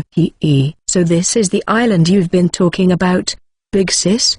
The young woman with pigtails looked around and called out to the larger woman. When I found it, the existence of the dungeon was still unknown, though. Well, nothing I can do about it now. I'll just have to go to the guild and find some work. Although, there's a place I need to visit for a bit. The pigtail's eyes twinkled, and she was grinning in amusement. Are you going to have a moving reunion with your lover? That must be nice. Phew, idiot. He is not my lover. Shiru is someone who saved my life. Yeah, whatever. Anyway, you're going to his place, right? I'm bored from all that long voyage anyway, so might as well tag along. By the way, I'm hungry, so can we stop by some food stall first, big sis Cecily? The red-haired woman nodded anxiously. She then fixes her clothes and combed her hair. I don't look weird, right? Don't worry, you look all fine and dandy. Besides, men in general are drawn to big breast, you know. I'm sure he'll be happy to be swept away by that big, womanly, bosom of yours. Is that so? But I heard at the bar that they don't like it when it's too big, right? And I've told you that it's only the grumbling of the women who are less endowed. I'm sure this Shiru-san would be more than happy to be embraced by your colossal bosom, and probably would be happily sucking it too. I told you my relationship with Shiru is not like that. My relationship with him is... yeah, I don't really care what's your relationship with him anyway, so can we start moving and find some shade? It's so hot out here, I think I'm going to die from a heat stroke. The female pirate Cecily has once again set foot on Monte Cristo Island, this time as an adventurer. CH 64. Chapter 64, Am I Dirty? March 25th. 2023. A pair of Iwais were shaking a large barrel downstream of the river. The barrel contains laundry, water, and detergent. In other words, it's a Glum-powered washing machine. After the barrel was shaken for 15 minutes, the dirty water was then let out into a sewage tank where the slimes are already waiting. After repeating the process twice, the clothes should be clean enough. The washed laundry is then placed in a large net, and then spun overhead by the Iwais. Yes, it's to remove the water. After most of the water is gone, Goku and the others hung them out to dry on a clothesline stretched over the palm trees. It was nice to see the white sheets swaying in the wind under the blue sky. With this, the morning work was done, and now we can relax until it's time to start preparing dinner. All the guests have gone to the dungeon, and Sierra and I are the only ones around here. Today, Sierra is helping me hanging the laundry, which is actually a bit unusual. Anyway, she might be short, but since she can float in the air, she has no trouble hanging the sheets out to dry. It's been more than a month since Sierra came here, and I no longer take payment from her anymore. In a way, it feels like we're living together now. Maybe because she keeps calling me big brother or elder brother all the time, I think I've unwittingly considered her as my younger sister, even though I know she's actually 42 years old. It really feels like I'm running an inn together with her as a family. I think it's the sense of closeness that allow us to live together without any kind of feeling of awkwardness. We don't feel bothered by each other at all. Also, I'm informing you now so you don't get any wrong idea. but we didn't do anything sexual. It would be a lie to say that I don't have any lust toward her, but I like our current relationship just the way it is now. 2. We sometimes take baths together, but it's only for fun. The only thing we did was washing each other's hair and rubbing each other's backs. That's all there is. Of course my little Joe got hard whenever I saw her naked, but we never crossed the line, partly because Sierra is unable to turn me into her familiar, and partly because I really don't want to lose my own sense of self by becoming her familiar. I don't think the phrase more than friends, less than lovers applies to us either. Sierra once said, "It's like we're real siblings, isn't it?" But real siblings don't take a bath together when they already grow up, do they? And so I answered, "Siblings, huh." Well, I got to admit that our relationship is special after all. And when I said that, Sierra laughed happily. I don't know why she looked so happy. I asked her about it, but she just wouldn't tell me. "I think it's about time for lunch, then." "What do you want to eat, Sierra?"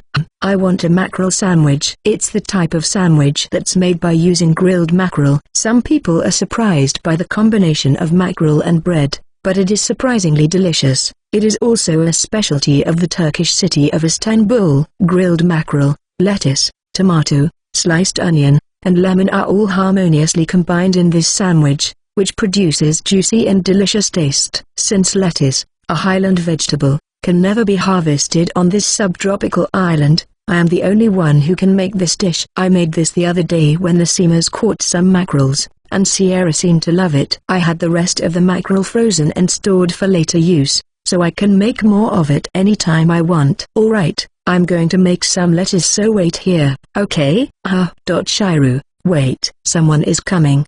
Sierra looked toward the forest path. I turned my head in the direction of the forest path, and I saw red flowers blooming in the green forest. No, that's only my imagination. In reality, it was a woman with a flowing red hair. Cecily. I subconsciously muttered her name. I held my chest in nostalgia and relief that she was alive. Shiru. Cecily also recognized me and picked up her speed, quickly approaching me. It's been a long time since we've seen each other, so how about giving her a big hug? Well, she would probably turn red in embarrassment.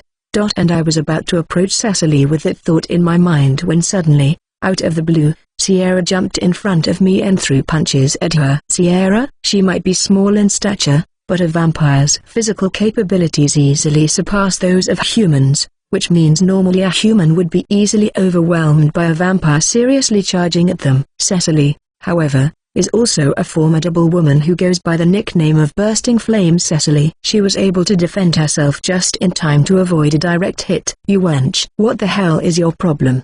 But Sierra completely ignores Cecily's words and continue attacking. High punches and low blows, until she finally lands a hit on Cecily's cheek. "Sierra, stop. What is wrong with you?" I stopped Sierra by hugging her from behind, but only then did I realize that Sierra's body was twitching uncontrollably. Also, Sierra's body was hot, as if she's having a fever suddenly. Do you know what Shiru went through because of you?" With that one sentence, I understood now why Sierra did such a thing. Sierra is blaming Cecily for me being raped by Janice. "Sierra, you're wrong. It's not her fault. I can't let Cecily know about Janice. There's no way she should know about what happened." Cecily always takes things seriously, and if she hears about the incident, who knows what she will do if she gets stricken with guilt. "What are you even talking about?" Cecily stood up, wiping the blood that trickled from the corner of her mouth. "I'm talking about Janice." "Sierra, stop right now." I finally got to stop her from talking, but it was already too late. As that one name has been said by Sierra, the implication started to dawn on Cecily. "Janice? But she's already dead." "Shiru, what does she mean by that?" Since it come to this, there's no choice but telling her what happened. "Janice came to this island. She was badly injured." I then told her what happened that day, and about how Sierra saved my life. "That's because of me, Shiru was."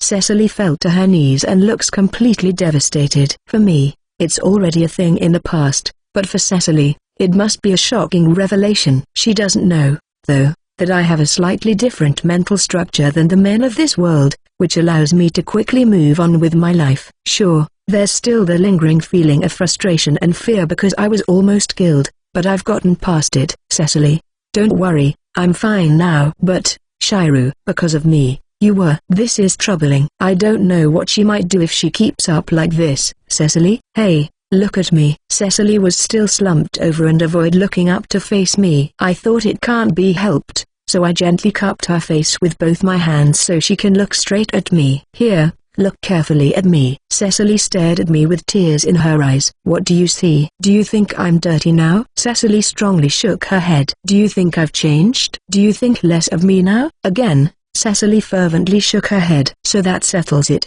right? I told you I'm fine now. I said those words with a smile to lift her mood, but Cecily shook her head slowly to deny it. No, I have to make amends to you. Like I've told you, Cecily, the one responsible is Janice, and not you. Okay, it's my fault, since I didn't properly make sure that she was dead. As I feel a coming headache, I threw a sideways glare toward Sierra. This is all because she said something unnecessary. Give me a break already. Alright, this conversation stops now, okay? Sierra, you two, no more talking about it. But still, don't tell me you want to keep reminding me about the rape. Teeth, that's not it. I then pulled both Sierra and Cecily into a hug. Sierra, Cecily, I'm fine now, I really am. Thank you for worrying about me, and if you're still worried about me, how about comforting me in bed, both of you, is what I'd like to say, but of course I couldn't say it because it would ruin the moment. Cecily has been looking downcast without moving, but she finally looks up with a determined expression. She then put one knee on the ground and held my hand. Shiru, will you marry me? What's this all of a sudden? Even being impulsive has its limits, you know. Shiru, I want to take responsibility of what happened to you. I promise I will make you happy for as long as I live. So, Shiru, will you do me the honor of becoming my husband?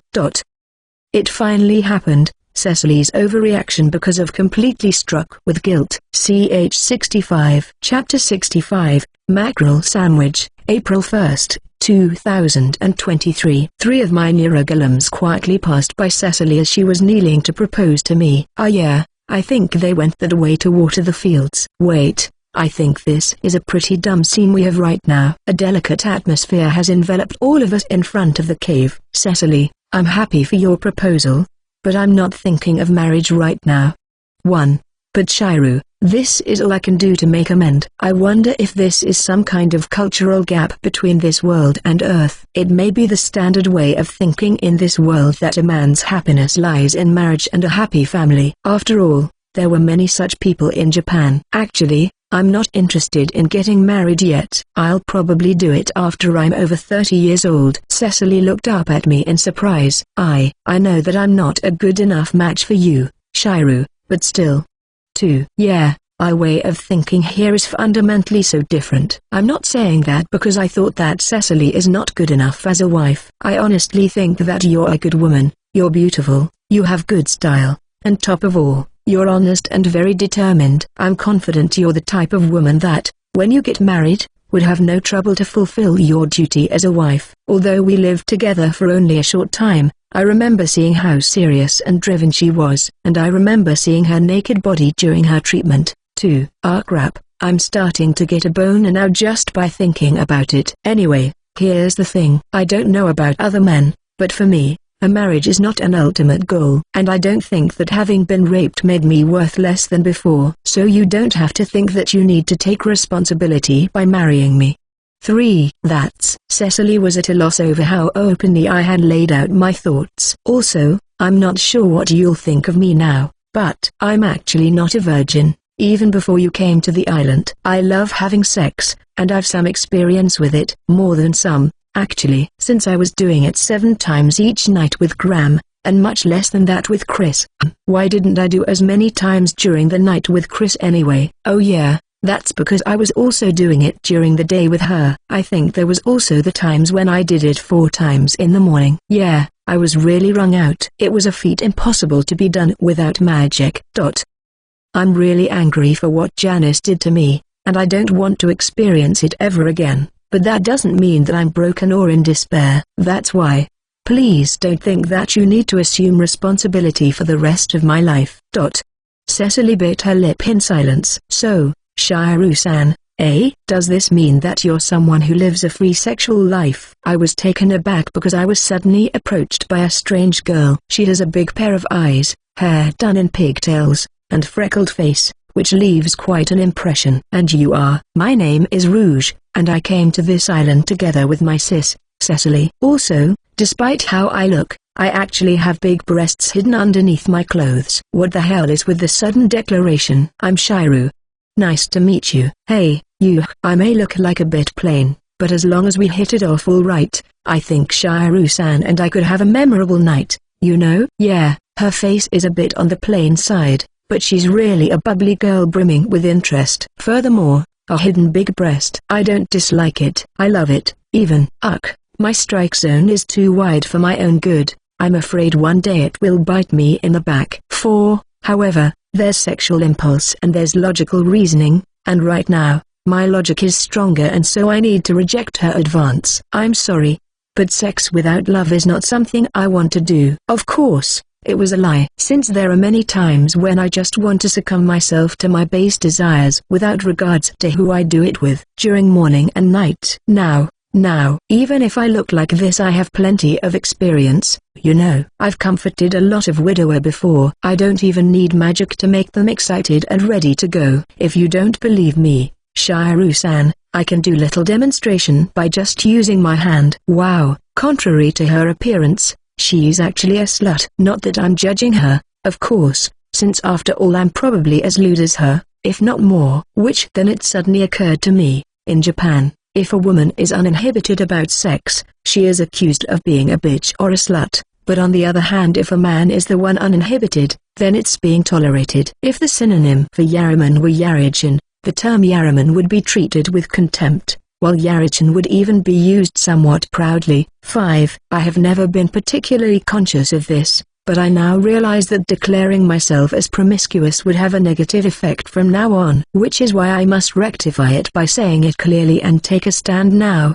Look, I admit that I am lewd, and like fooling around with women, but still, I don't want to do it with just anyone. I only want to do it with women that I trust. That's why I'm sorry, I can't do it with you. Rouge stared at me so intently, it feels like she's going to drill a hole with her stare. Then she crossed her arms and nodded deeply. I guess she didn't lie when she said that her breasts is big. I realize it just then when she crossed her arm. Cross thy arms, and the truth shall be revealed. I understand. So basically, all I have to do is to win your trust, right? What? Wait, that's for the sake of having an adventure together with Shiro-san, I will do my utmost best. She's saying adventure together with me, but I think what she really means is a different kind of adventure here. Dost thou truly think the means to my older brother's heart is to play the role of a sloven whore daughter? What a jest. Sierra intervened between me and Rouge. Come on now. It's not good to interfere in someone else's love life, you know. You'll burst my sides. With such a grand jape, mayhap a stern application of my ice magic would cool down the fever of your loins. I only want to douse myself in the flame of love, so I don't need you raining on my parade.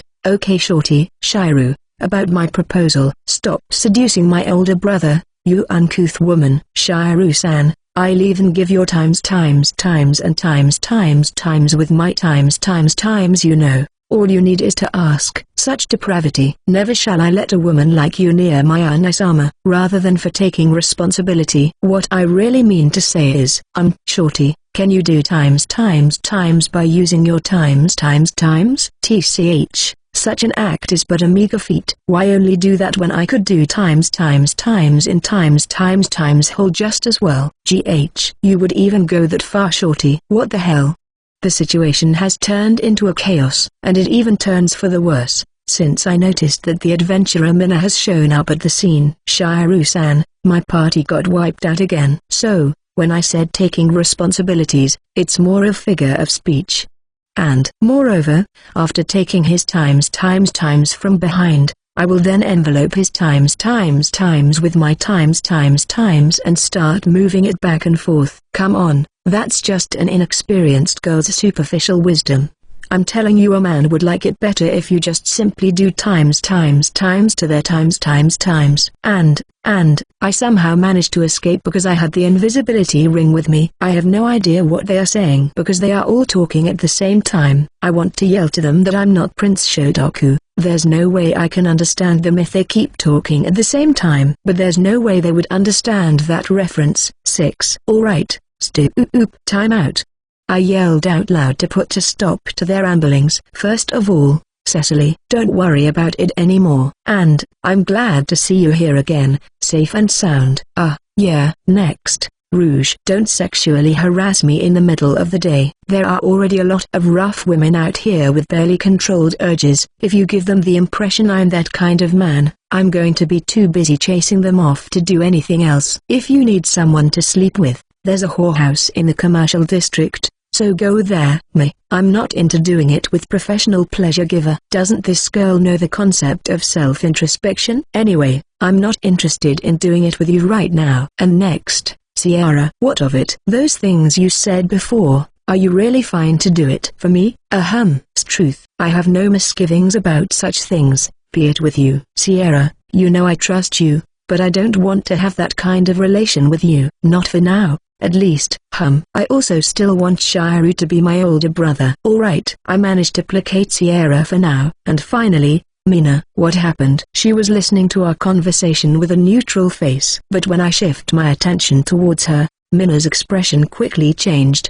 You are again, my party got wiped out again. Say, Shiru, am I some kind of party crusher? Did I somehow bring the death god to the party I joined? Another party that Mina had joined got wiped out. Not to mention, she also lost the friends she came to the island with. Now, you know that's not your fault. Come here, let's check your injuries. My injuries have been taken care by the healer. Thanks to that, I now only have 1,800 lemons in my pocket. I see, but you know, what's important is that you're still alive, Mina. Hey look, I'm heading back to the inn to make some mackerel sandwiches.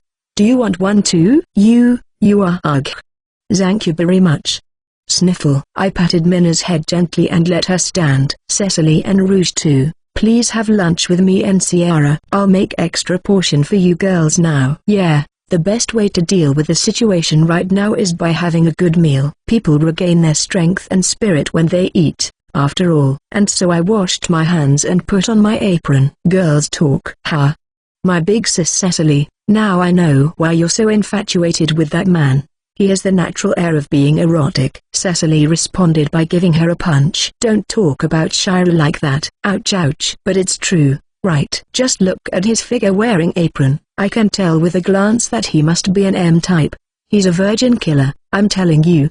7. That's true. Shiru-san might be down to earth, but he is still very erotic. He's kind and sexy. I've known from the moment I became an adventurer on this island. I want him to be the man I lose my virginity with. I think it's about time you get your head out of the clouds and return to reality, little girl. No.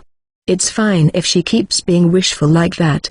Big sis Cecily. To graduate from virginity with an experienced man. Now isn't that the most delicious situation after all? Sierra only sighed loudly without saying anything, and so, the girls' talk in that isekai world continued until the mackerel sandwiches were ready. For the record, Shiru is not really that popular with the women, they just found him relatively easy to score, or at least, that is the case with the women other than Sierra and Cecily. 8. Shiru himself is aware of the fact, so he didn't get carried away. Ch 66. Chapter 66. If only I had 5 more minutes. April 1st, 2023. The girls had been chatting rather excitedly, but they suddenly fell silent when I brought them the mackerel sandwiches. What's wrong? Don't mind them. They were just indulging in some rather obscene talk about you. Hearing Sierra's words, it made sense why they suddenly went silent. Even during my school days, whenever a girl would pass by, our boys' talk would abruptly end there and then. I didn't participate in their dirty talk. Cecily, who was very serious as usual, got up from her seat, but I stopped her with my hand. I know you didn't. Now, let's just eat our meal before it gets cold. The Gokus set out the plates and poured some tropical tea into the glasses. It was a chilled pineapple tea, made with fresh produce grown on the island. It has a very nice aroma and is easy to drink.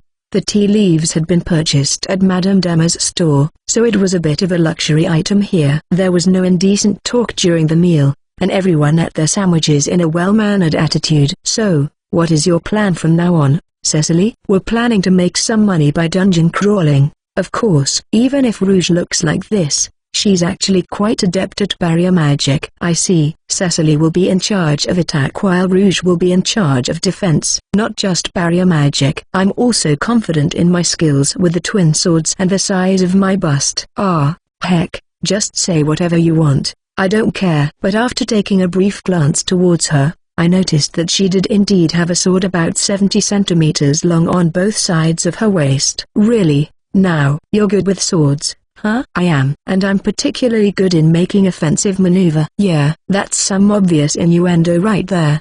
The way she phrased it is particularly lewd." I thought she was someone plain the first time I saw her.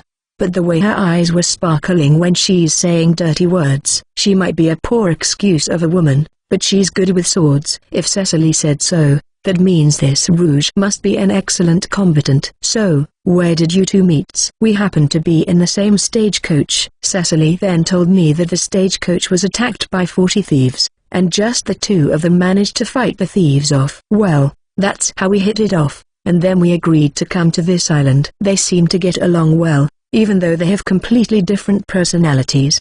Excuse me." Mina, who had been nibbling on her mackerel sandwich, raised her hand timidly. "What's wrong?" "If you don't mind. Can you include me to your party?" Cecily-san and Rouge-san. I was also going to ask them if Mina could join them, but I no longer need to do it now, so I just kept silent and watched. After all, in this world, to dive into a dungeon means to gamble with your life. As an outsider, I have no right to intrude. "Mina, was it? So what can you do, actually?" Cecily looked at Mina with her usual sharp gaze. "I'm good at removing traps. I use a short bow and a short spear as weapons. For magic, I can use water magic and a little wind magic." The ability to use water magic is a big advantage. Not only you can use it as offensive magic, you can also use it to create potable water, reducing the amount of water you need to carry so you'll have lighter luggage. Also, I've been diving into the dungeon for over a month now, so I should be able to guide you through it. "I see." "Well, what do you think, Rouge?" Cecily asked her companion. "I think we can let her join for the time being. See how it goes from there." "Yeah, as she says." "Thank you. I'll be looking forward to work with you." Thus, Mina was able to find new friends. After working that night, I was feeling hot and restless and I couldn't sleep. In short, I was horny. This is all because Rouge and Sierra had been talking about 30 and times earlier today, getting me all pent up. I was half considering holding Rouge responsible for my current situation and then making her take responsibility, but I feel like I would lose my pride if I did it with her, since I have been boasting about how I don't trust her and how I only wanted to do it with someone I'm close to. It would be too embarrassing to retract my previous statement in less than a few hours. On the other hand, it's also no good if I do it with Cecily. She is too serious of a person, and I don't think she even understands the concept of a one-night stand. I'm afraid if I do it with her once, she will end up bringing up the topic of marriage again. Too. The only one left is probably Sierra, but I don't want to have that kind of relationship with her, though I really don't know why. And even if I make a move on Sierra, I have a feeling she'd probably reject it. I guess I can only comfort myself then. The only materials for jacking off that I have here are the erotic novels left behind by the officers of the survey team and the memories of my time spent with Chris and Gran. It's old material by now, but still better than nothing. Wonders. Keep watch of the entrance. I told them out because it's hard to do it with Gillums around me, even if they're not real people. After making sure the door was locked, I took off my clothes. Yeah, my little Joe is already half awake. For tonight I picked a novel hidden in the innermost of the drawers. The story is about a noblewoman who is being dominated by her maid boy. Alright, all preparation is ready, and I'm all set to go. Let it rip. Oh yeah. Knock knock knock knock. The sounds of knocking was like someone trying to break down the door. It made me fall from the seventh heaven straight onto the earth. Quite literally so, since I just fell from the bed into the hard ground on my stomach. Who's there? The door didn't open, but somebody replied from the other side. "Shiru, it's me." "It's Sierra." "But why is she here?" "Don't tell me she came here to help fly me to the moon." What is it?" "Master Elsa is here. She said she has something urgent she needs to tell you right now." "Got it. I'm going to change, so please tell her to wait in the living room." If only I had 5 more minutes. I put on my trouser as I lament how I had to stop it before I reach enlightenment. Master Elsa and Sierra were sitting across from each other at a long table in the living room, and both of them had a very pale complexion to their faces. I wonder what made them, arguably the 2 strongest people on the island, to become like that. "What happened?" Master Elsa opened her mouth with a bitter look on her face. "It's a murder case. 3. It's not unusual for people to die here. In fact, every day several people would lose their lives inside the dungeon.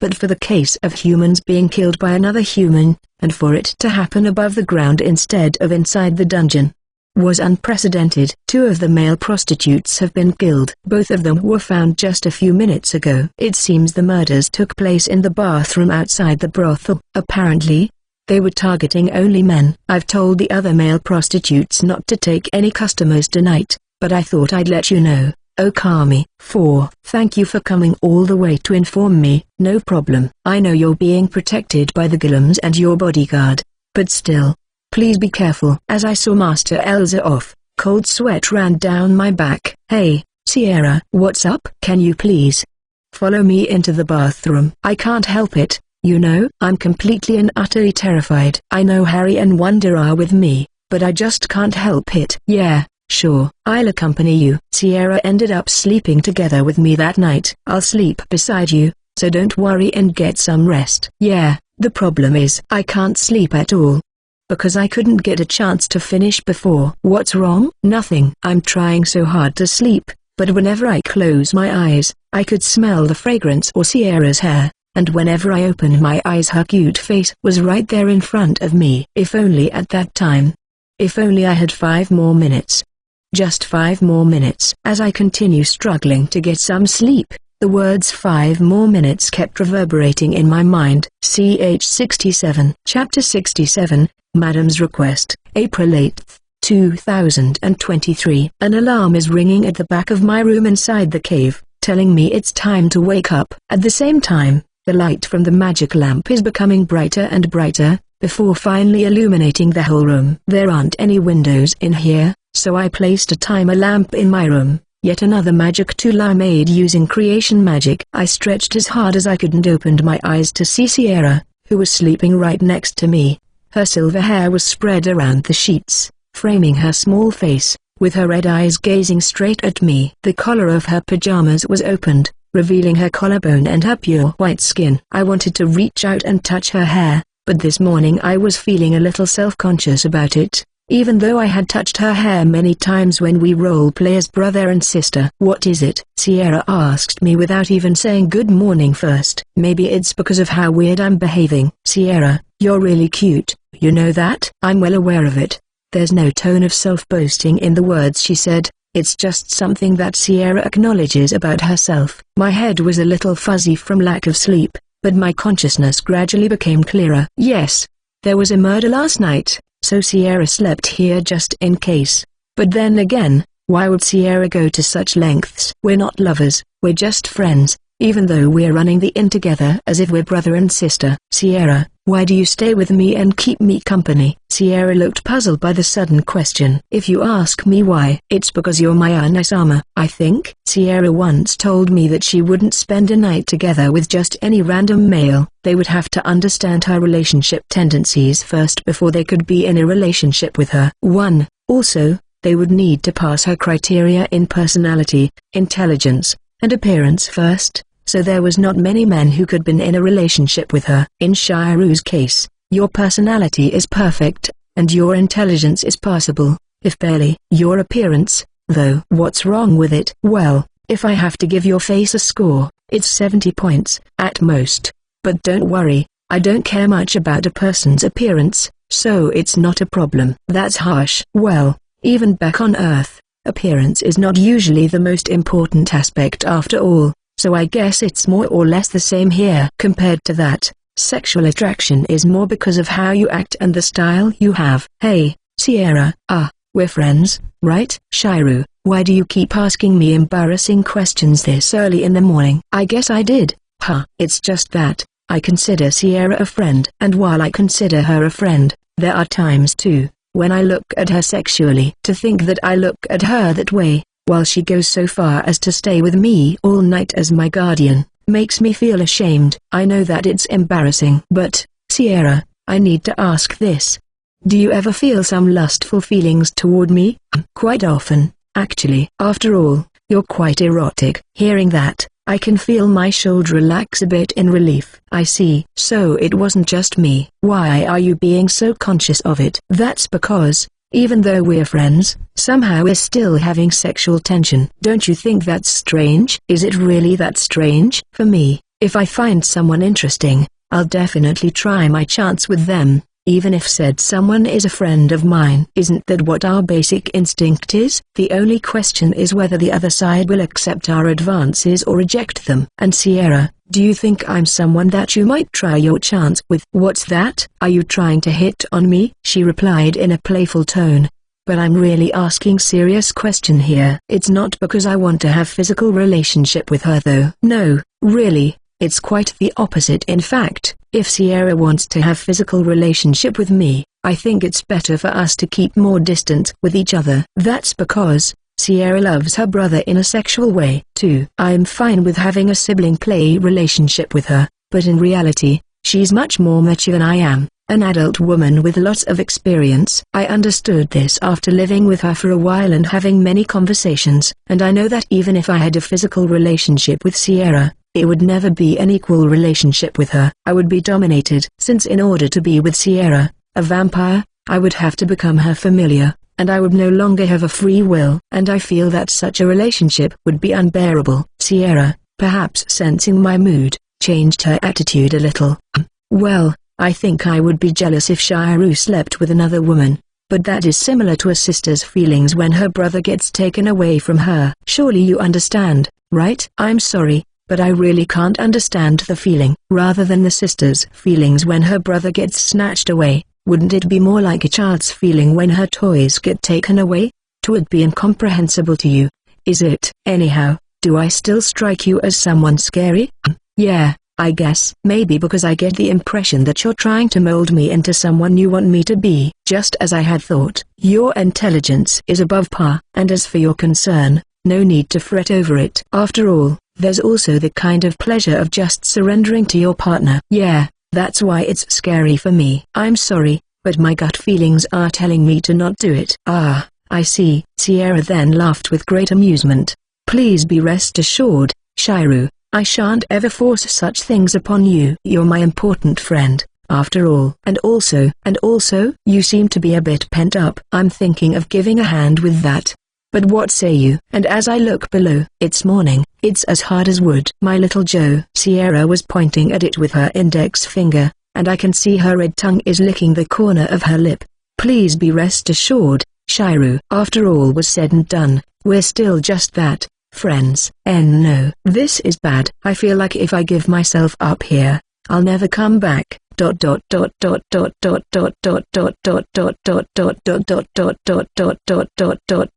sorry, no. Ho. 'Tis a pity. And here I was, offering to comfort you as a friend. 3. Sierra laughed and left the room. Come to think of it, I've been freaking out since last night. I guess this morning's ritual will take way longer than usual. I made financiers, madeleines and other baked pastries while making breakfast for the guests. I smell sweets. Is that for today's snack? Sierra had come to the kitchen by following the trail of the sweet smells. Yeah, I already got the one for you made separately. This one here is for the men. I know they're probably anxious about the murder of their fellow male prostitutes, but I wanted to hear more about it, so I decided to visit them while bringing some gifts. I may only have contact with them on rare occasion, but that doesn't mean that I don't care what happens to them. One of them had even come to our restaurant once to have dinner with the customer who had paid for his service. I'll come along with you, then. It's daytime, so I think it's fine if I'm escorted by Wonders and Harrys. There might be more comfortable talking to someone of the same sex, so I declined Sierra's offer to go with me. The brothel was located on the outskirts of the commercial district. I heard that the male prostitutes would usually wake up around noon, so I went there after I had my lunch. It was around 1 p.m. when I got there, and they were right in the middle of having lunch. They had fruits, bread, cured meat and vegetable soup, actually a decent menu. No customer would want to embrace skinny men, so our meals are assured, at least.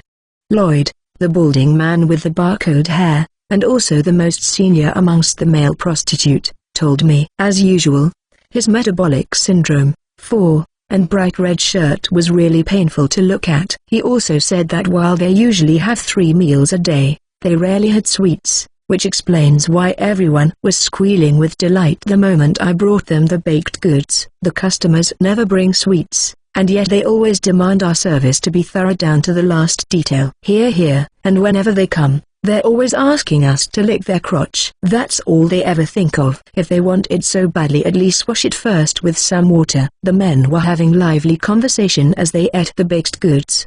But still, it is really terrifying incident, right? That's right. By the way, I was the first to discover the corpse. The one who said that was Clive. He's about the same age as me, I think. Among the male prostitutes that have come to this island, he is the most gorgeous. Clive and Lloyd are the 2 most popular prostitutes on the island. I understand if Clive is popular, but it really struck me as surprising to know that Lloyd was also really popular. Though I hear tell that Lloyd always puts a smile on his face, accepts most of the requests from the clients, and is very attentive. To put it bluntly, he may be losing in face, body shape, and the age department, but more than makes up for it with the quality of his service. Also, his receptive and caring nature is said to captivate the hearts of the rough adventurers. Clive, on the other hand, while young and good-looking, he only offers hand-and-mouth services without any real sex. So, Clive-san, you're the one who first found the body? Yeah. The memory haunts me in my dreams,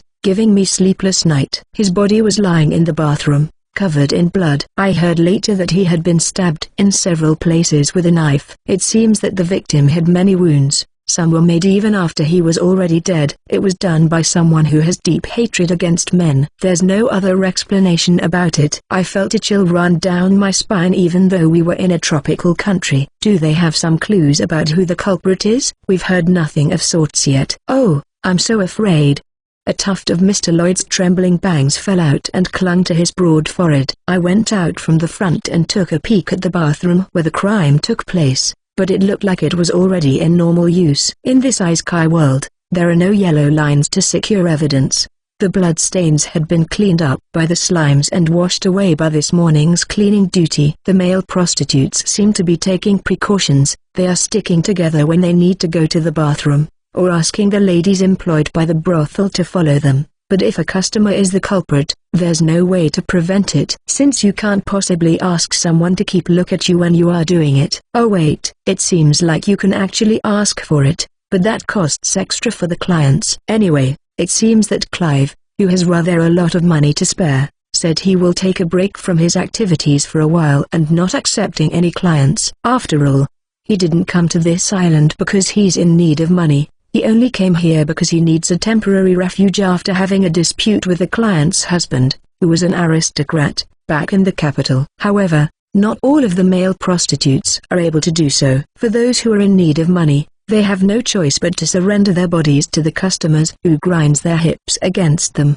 while being worried that their client might be the very murderer herself. As I walked out from the brothel building with a sense of helplessness, I saw Madame Demers, the Donna, the woman on top position of the commercial district, bowing politely to me. Good afternoon, Madame Demers. It's a lucky coincidence that we're able to meet here. Okami-san. Actually, I was just about to send someone to call for you. Oh? It is unusual that Madame Demers wants to see me. Maybe she wants to order a catered meal? Is there something I can help you with? Actually, yes, I have a special favor to ask you with. Is that so? Okami-san, I was wondering if you could help me to guard my boys, to ensure their safety. Excuse me? As I said, help me to guard them. Isn't her request this time really unreasonable? After all, even whenever Lloyd and Clive were having a quarrel, There was nothing I can do about it. Ch 68. Chapter 68, Poison Mansion, April 8,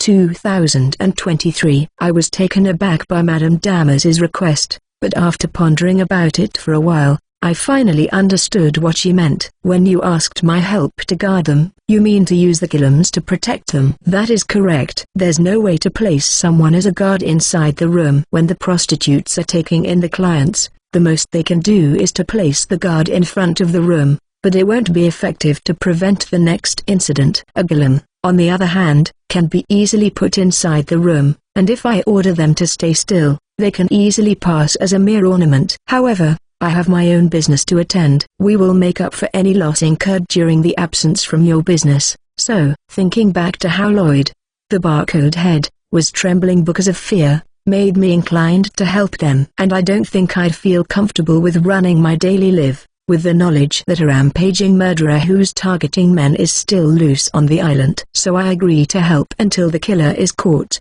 or barring that, at least until things calmed down and the male prostitutes felt safe again. Fortunately, there are no guests staying consecutive nights at the inn right now. I'm sure there will be other people who want to stay at the inn for tonight, but they will have to stay at the Guild's Inn for a while. I'm also closing the dining service. I feel sorry for the gangly warrior ladies who come every night, but they'll just have to put up with it. When the restaurant reopens, I'll feed them their favorite liver paste canapés.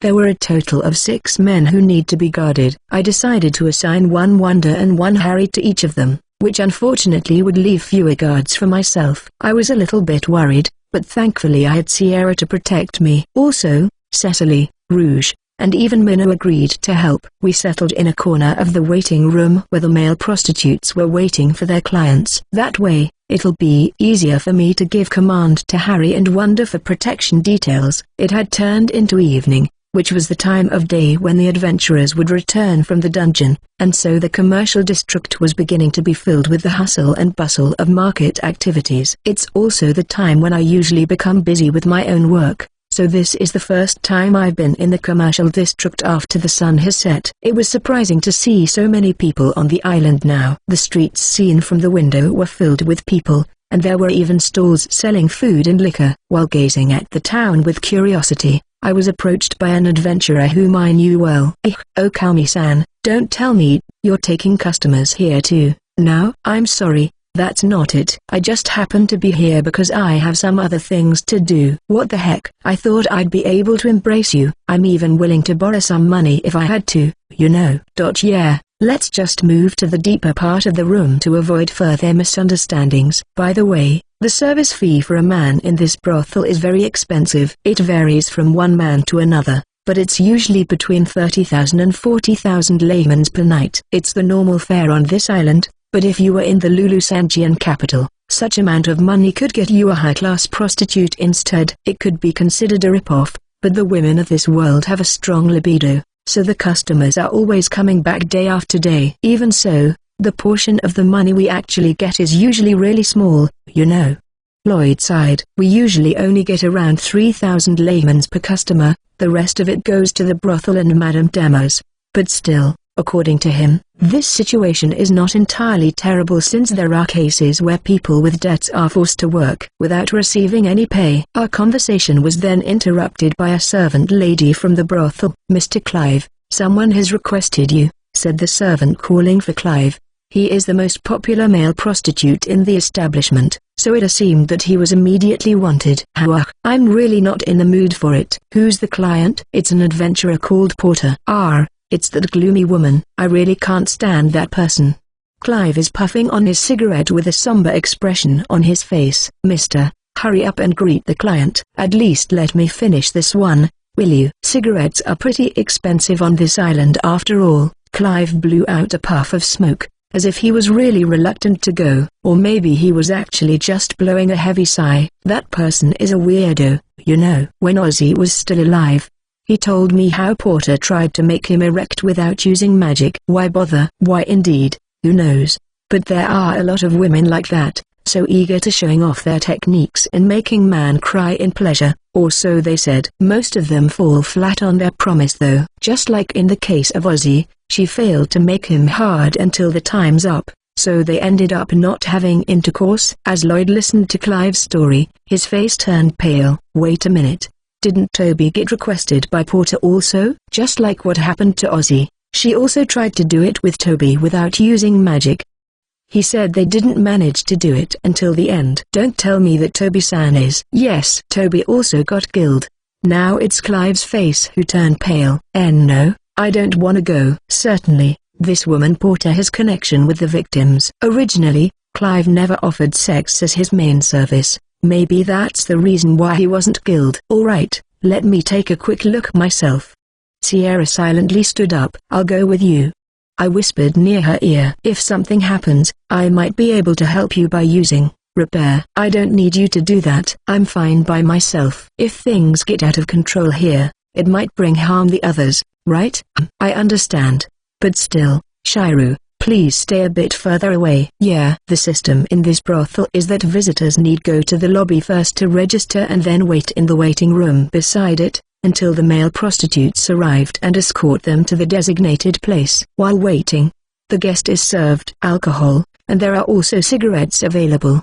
The store had just opened so there were no other customers, and in the waiting room, a woman was leaning forward and sitting on the sofa. I guess that woman is Porter. She was a woman with white skin that looked like it was made of wax. Her eyes were vacant, staring at a point in the air, and she did not move. There was no glass of wine in front of Porter and no cigarette smoke hanging in the air, suggesting that she had refused alcohol and cigarettes and was only quietly waiting for the male prostitute to appear. Sierra told me to wait by the doorway, and then she casually walks up until she was near her. I searched for anything that might be used as a weapon by Porter, preparing to make it disappear by repair, but it doesn't seem like she brings any weapon with her, which is actually not surprising, since it's a basic rule in brothels to leave your weapons at the reception desk. But since the women in this world can use magic, it doesn't seem to be a very useful rule. Porter looked up at Sierra, who was briskly approaching, and Sierra, looking back at Porter, wrinkled her nose. You reek of blood. After Sierra said those words, there was a moment of silence. And Porter suddenly did a somersault while sending a kick upward towards Sierra, who turned her body to avoid the attack. Porter then jumped behind the sofa. Finally showing your true colors, huh? Section Pilcrow. Sierra began chanting to catch Porter, but Porter was moving unexpectedly fast. A green powder was thrown at Sierra from a leather bag she retrieved from somewhere. It was probably poison. Sierra had no choice but to stop breathing, and so her chanting was interrupted. Porter thrust a concealed knife at Sierra, who was still covering her mouth and nose with her sleeve because of the green powder, but Sierra was able to avoid it, and Porter's face was hit by her counterpunch. Seeing Porter's in a daze because of a possible concussion made me convinced that it was Sierra's victory. However, cough cough. Sierra. She got done in by the poison. Ugh. Disgusting. The feeling of raw flesh being crushed. Ah, that's right. Sierra is mentally uncomfortable with the feeling of flesh and skin being destroyed. That's why although Sierra is strong, but she can only attack by using magic. Porter, probably sensing a gap in Sierra's defense, renewed her effort and started to mercilessly attack the still wobbling Sierra. Clang! The knife that was aimed at Sierra was deflected by Cecily's sword. However, Porter immediately turned herself towards Cecily and kicked her, knocking her backward. Hey, don't tell me this woman is able to fight evenly against Cecily and Sierra working together. This is bad. She's really dangerous. I felt fear rising up from under my feet and I couldn't take a step back. Oh Kami-san, get back. I thought I felt someone tugging at my collar, which turned out to be Mina. Rouge then jumped in front on me and deployed her barrier spell. In the lobby of the brothel, Porter, Sierra, and Cecily were engaged in a fierce battle. Eventually, Porter, perhaps realizing her disadvantage, once again scattered a large amount of powder. Sierra and Cecily jumped back to maintain a distance from the powder, but Porter then took advantage of the opportunity and ran out the entrance. Shiru, tell Popo to follow her. Sierra shouted, and so I deployed Popo, who was perched on my shoulder. From above, it might be able to track her without being noticed. The lobby might be filled with poisonous powder, but it didn't matter to Popo, who was a Gillam. Cough, cough. Cecily was coughing badly. Cecily, are you alright? No problem, I only inhaled a little of it. The place that we are now doesn't seem to have poison, thanks to Rouge's barrier. Shiru, Stay inside the barrier. Mina, go out the window and call for the healers and Master Urza. Roger that. And also, Cecily tried to say something else while painfully clutching to her chest. If you see Master Urza, be sure to tell her. The culprit is probably the White Maggot. CH 69. Chapter 69. The White Maggot. April 15, 2023. Sierra used her wind magic to sweep the poisonous powder out to the sea and diffused it. When Master Elsa arrived with her healer, both Cecily and Sierra received treatment. At first, I thought Sierra was unhurt since she looked the same as usual, but I was wrong. Are you alright, Sierra? Where does it hurt? Don't worry, vampires are quite resistant to poison. She's acting strong, but I'm sure she's considerably injured. Otherwise, she would have never let Porter escape. Popo is still on her tail, right? Yes, I'm sure it'll get in touch with us soon. Once Popo finds out where Porter is hiding, he'll quickly return to inform us. As for Sierra's treatment, it was completed rather quickly, but Cecily's took far longer. When the treatment started, Cecily was really pale and was holding her chest in pain, but she's already looking better thanks to the healing magic. Master Elsa then approached Cecily once she deemed that she's relatively fine. What a disaster. How is it? Do you think you can tell me what happened now? Ah, no problem. So you said it was the White Maggot. But are you certain of this? In the middle of the battle, part of her outfit was torn and I could see the tattoo on her left arm. Is that all you have as a proof? Master Elsa had an indifferent expression on while asking the question. You know that the White Maggot has a tattoo, don't you? The tattoo of the Iron Sheep Core which was destroyed in the war against the Uruguay Empire. Almost none of the people with those tattoos have survived. Are you one of the survivors of the Luai Kingdom? Cecily took her gaze away from Master Elsa and stared off into the middle distance. That's a long time ago. I never personally met with the White Maggot, but it fits perfectly with what I've heard about her, including her hair color and her use of poison. I see.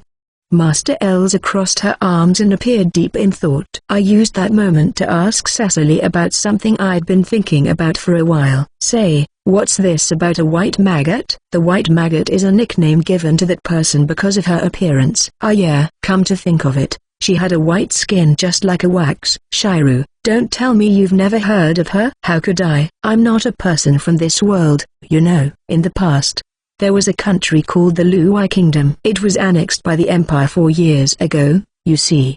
And White Maggot was a soldier who belonged to that country's Iron Sheep Corps. Cecily then told me about what happened. The Iron Sheep Corps was a unit made up of criminals to counter the shortage of military personnel near the end of the war with the Empire. Naturally, this White Maggot was also recruited into the army. Her criminal record began with the brutal murder of her parents. There were various rumors about her. Some say she was abused by her father since childhood, others that she was the daughter of a wealthy pharmacy owner, but Cecily didn't know the details for certain. One thing for sure, her reputation terribly precedes her, in an infamous way. I know that as pirates, we've done many terrible things, but what we did was nothing compared to the horrors this woman has committed. She killed 128 people within a year, starting with her own parents. So on average, she killed one person every 3 days. I know there's no use of making such calculations, but I can't help thinking about it. And even that number is only based on what she remembers and confesses to. The actual number is estimated to be much higher. But this White Maggot was caught in the end, wasn't she? Yes, thanks to a special team assembled by the country. I was still a student at the academy at that time. But that's not important. Anyway, back to the White Maggot. She doesn't seem to want to talk too much about her past. Cecily then continued, they managed to assemble some skilled people and capture the maggot. She was to be publicly executed, but unfortunately the war broke out before it happened. She continued that it was not originally a plan to recruit the White Maggot into the Iron Sheep Corps. The execution was merely postponed due to a combination of circumstances. After a turn of events, the decision was made to send her to the front line instead of executing her. The country was in a mess. So they made her a deal. If she was able to kill 500 of the Imperial soldiers, they would forgive all of her previous crimes. Well, I guess it was only an empty promise, and they expected she would die in the heat of battle. But the White Maggot survived the war. Not only that, she managed to disappear in the confusion of battle. It has been 4 years since then, and yet she's still managed to survive. It seems that the white maggot has been running away from one country to another, leaving a trail of bodies and bounties. Anyway, to sum it up, she's bad news. Cecily concluded her story with a deep, long sigh. Coincidentally, the process of her healing magic ended at that moment. Master Elsa scratched her head, making no attempt to hide her irritation. This is really messed up. I don't know if this porter is really the white maggot, but whoever she is, she must be really skilled if even the vampire girl is having trouble with her. There's no way any ordinary adventurer would be able to handle her. Even Sierra teaming up with Cecily was still not enough to catch her. She's really good. We'll have to organize a search party, but we can't afford to send half-assed adventurers to go after her. Master Elsa were then looking at Sierra. Sorry, but I don't want to have anything to do with troublesome affairs. I only fought her because I was protecting my older brother. And what will you do if she comes after your precious older brother again? She's a mad woman, I'm telling you, and for some reason unknown to us she's been targeting males. As long as she's still roaming around on this island, Okami's life will always be in danger. You realize that, don't you? Master Elsa, please don't say such scary things. I may have a fetish of being peeked on, but it's another story altogether if it involves a mass murderer on the loose. Flap flap flap. I thought something jumped out of the darkness, but it was Popo number 2. I was so surprised I almost wet my pants. I know there's a restroom just around the corner, but I don't want to use it since it was a murder scene, so I just held it in until now. I'm still okay though, but I really got to take a leak soon. Maybe I can secretly ask Sierra to accompany me later. Anyway, the one I gave order to follow the white maggot was Popo number 1, but the one who returned here is Popo number 2. Since all of the golems can communicate to some extent, maybe number 2 come here at the request of number 1. Number 2, did Popo number 1 told you to come here? Popo started jumping up and down as if wanting me to follow him. It seems like they have a clue where she's heading to. Tensions climbed among our group. Alright, this is an official request from the guild. Sierra, Cecily, I want the two of you to join in the manhunt. Even Master Elsa, a living legend, seemed hesitant to chase after the white maggot alone. Even though there are other guild officials, they're nowhere as skilled as Cecily and Sierra. Fine, I'll do it. But only because my elder brother is in danger. I'll also come with you. I still have a score to settle with her. With the three of them joining hands, I feel assured that the white maggot will be captured soon. However, wouldn't that leave me with no one to protect? Don't worry, I'll protect Okami-san. I'm glad that Mina felt that way. But somehow, I was still worried.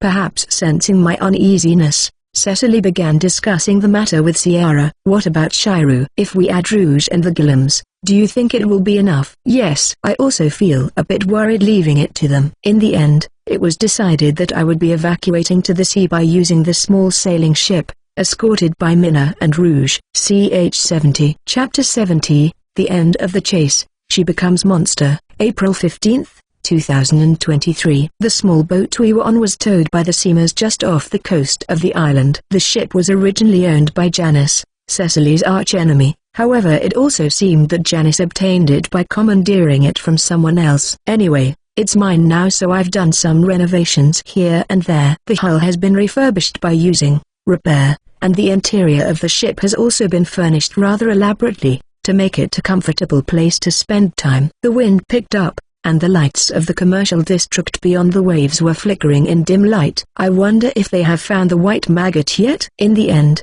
not just Cecily, Sierra, and Master Elsa participated in the manhunt, but some of the guild staff and skilled adventurers were also joining, so I don't think she will be able to get away. Okami-san, the table is ready. Originally, I had prepared a lunchbox to have dinner in the waiting room of the brothel, but I couldn't because of the white maggot fiasco. I felt bad for Sierra and others who were in the middle of the search, but we had to eat something to keep our strength up in case of an emergency. The wind in the middle of the sea is pleasant, and since we are away from the land there are no mosquitoes and bugs here. Mina and Rouge, take a seat. Goku and I will prepare the rest. They're here to protect me just in case. And I told Mina and Rouge to sit down while I took out the food from my basket and arranged them on the table. I also brought along 2 wonders, 1 Goku, and 6 Harrys here with me.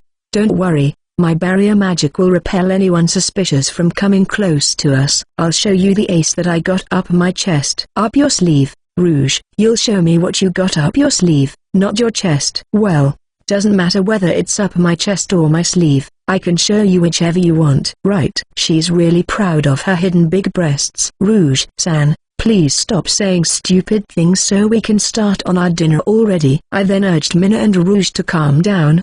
They were excited for different reasons, and served them red boar meat and nut terrine as appetizer. It's quite a hearty dish, but it should be fine since the two of them are still young. This looks really delicious, said Minna excitedly. This is the first time I've had such an elegant meal on a ship. Rouge exclaimed. Well, you could say we're having a dinner cruise right now. Both Rouge and Minna are cute, so if it was the usual me, I would have been enjoying this rare opportunity. That being said, I'm worried about Cecily and Sierra's safety, so I barely had any appetite. We spent the night on the ship. Since there was only one cabin, Rouge and Minna were forced to sleep on blankets laid out on the deck. I actually didn't mind if it was the other way around, but they said, there's no way we can let a man sleep outside like that, so I was the only one sleeping in the bed. Also, there are only 3 of us here right now. When we finally return, there's bound to be some gossips about us. Oh Kami-san, are you awake? One of your pigeons just arrived. Hearing Minna's voice, I quickly opened my eyes and jumped out of the cabin. I haven't gotten a wink of sleep because of how worried I am. Outside, I found Popo number 3 with a small letter tied to its leg. Dear elder brother, please return to the pier on the Crescent Beach. Sierra. The letter was a short one-sentence letter with no other details. It's from Sierra. She said we should return. There's nothing else written in it. Are you sure it's Sierra's handwriting? We double-checked the letter, but there was no doubt that it was Sierra's handwriting. Anyway, let's go back while keep cautious. I ordered the seamers to pull our small ship back to the cove, and when we are near enough, we saw Sierra and Cecily at the pier, waving to us. From a distance, they seem to be fine. Our ship has a shallow draft, so it can go into the cove. As soon as we were alongside the pier, Cecily extended her hand to me and helped me disembark. We're back. How did it go? It's becoming a bit troublesome situation. Sierra's face is usually pale, but right now her complexion is different from usual. What happened? We managed to follow the white maggot with Popo's guidance, but she managed to escape into the dungeon. That's another troublesome place she managed to run off into. It's certainly a hard place to track her down, isn't it? But how could she hope to survive in a place like that? She's strong in her own right. She can make water by using her magic, and she can probably steal food from adventurers who are exploring the dungeon. Not to mention there are also edible monsters like cockatrices. So, it's theoretically possible to survive and live inside the dungeon as long as you don't encounter a vicious monster. However, it would still be impossible for her to go into deeper dungeon floor just by herself. No one can do it alone. No one. Not even you, Sierra? Even for me, that's impossible. After all, there's only so much a single person can do. It is what it is, I suppose. And what about Master Elsa? She's keeping watch at the entrance of the dungeon. From the looks of it, it seems like nobody got a wink of sleep. Cecily and Sierra, both of you look like you need some rest. Have you eaten anything yet? We haven't eaten anything since yesterday. All right, I'll prepare something for you too. I then whispered something close to Sierra's ear. I'll prepare some blood for you. Mix it with alcohol and drink it before taking a nap. Thanks. And please prepare a bit more amount than usual. Blood has a rather strong smell, so Sierra has promised not to drink blood in front of everyone. I'll let her drink it at my room later. After that, the dungeon was closed for a while. The guild office has put together a dedicated search team and they have thoroughly searched the dungeon from the first basement floor to the 3rd floor, but the figure of the white maggot was nowhere to be found. Was she already eaten by a monster, or did she already gone to the 4th basement floor or maybe even beyond? The search team was led by Master Elsa, and among the team member was Cecily, Sierra, and the muscular female warrior ladies that frequently visit my restaurant. It seems that they really wanted to search toward the 4th basement floor and maybe even further, but it was judged to be too unrealistic, since from there onwards tough monsters will appear, and even someone as skilled as Sierra or Master Elsa would have a lot of trouble exploring alone there. After 10 days of searching, Master Elsa finally announced the end of the white maggot pursuit. The dungeon was then reopened, and adventurers continue exploring as usual. So far, there have been no reports of the discovery of white maggot, nor reports of any adventurers been found with signs of being killed by her. Of course, there are deaths inside the dungeon every day, so there's no way to make sure whether the death is because of white maggot or the work of monsters. Basically, the white maggot is now treated the same as the monsters in the dungeon. Basically, it's the kind of a monster that you can hunt and kill, but won't drop a single magic stone. Also, Cecily seems to be frustrated until the end. Maybe deep down, she really wanted to finish her job by herself, since she and the white maggot were from the same country. She didn't want to talk much about her past though, so I didn't know the details. Sierra's high-pitched laugh echoed in my room. Phew, ha ha ha ha ha. The age of man is over. From now on, it's the beginning of the dark era of the demon kind. No, please, stop. I backed away, trembled, from fear, despair, lament. You are helpless before me, now offer up thy vitae as sacrifice. Sierra then ripped my shirt off. Oh no, gaze upon mine crimson eyes, that I may watch your life fade into the endless abyss. The suspiciously glowing eyes have somehow mesmerized and bewitched me. And as my body is losing strength, I can only surrender myself to Sierra. And so Sierra brought her teeth closer to my neck, bit down, and greedily devoured the blood that sprung forth. Slurp suck. So, how is it? Does it taste good enough? Ah, Shiru, you dummy. Don't break character yet and let me enjoy the play a bit more. Sorry, my bad. Ah, I feel darkness is seeping into my body. Foo. Relent. For under this moon's light, every drop of your essence is mine to savor. Me and Sierra are in the middle of playing vampire. She didn't really bite me though, only pretended to. And the blood? It was created by my creation magic. After Sierra has been doing 10 days of hard work inside the dungeon, searching for the white maggot, I feel it's only fair to give in to Sierra's request. At first, I didn't think it would be fun, but as I got into character I started enjoying myself. Although, I feel a strange sensation whenever she licks and sucks at my neck. Afterwards, I'm going to give Cecily and Master Elsa the massage service, and I'm particularly looking forward for having the massage session with Cecily. After all, it's been a long while since I last saw those giant pair of knockers. Alright, let's bring out the massage oil and give them Shiru's special massage service. CH71. Chapter 71, A Man Who Owes Nothing. April 22nd,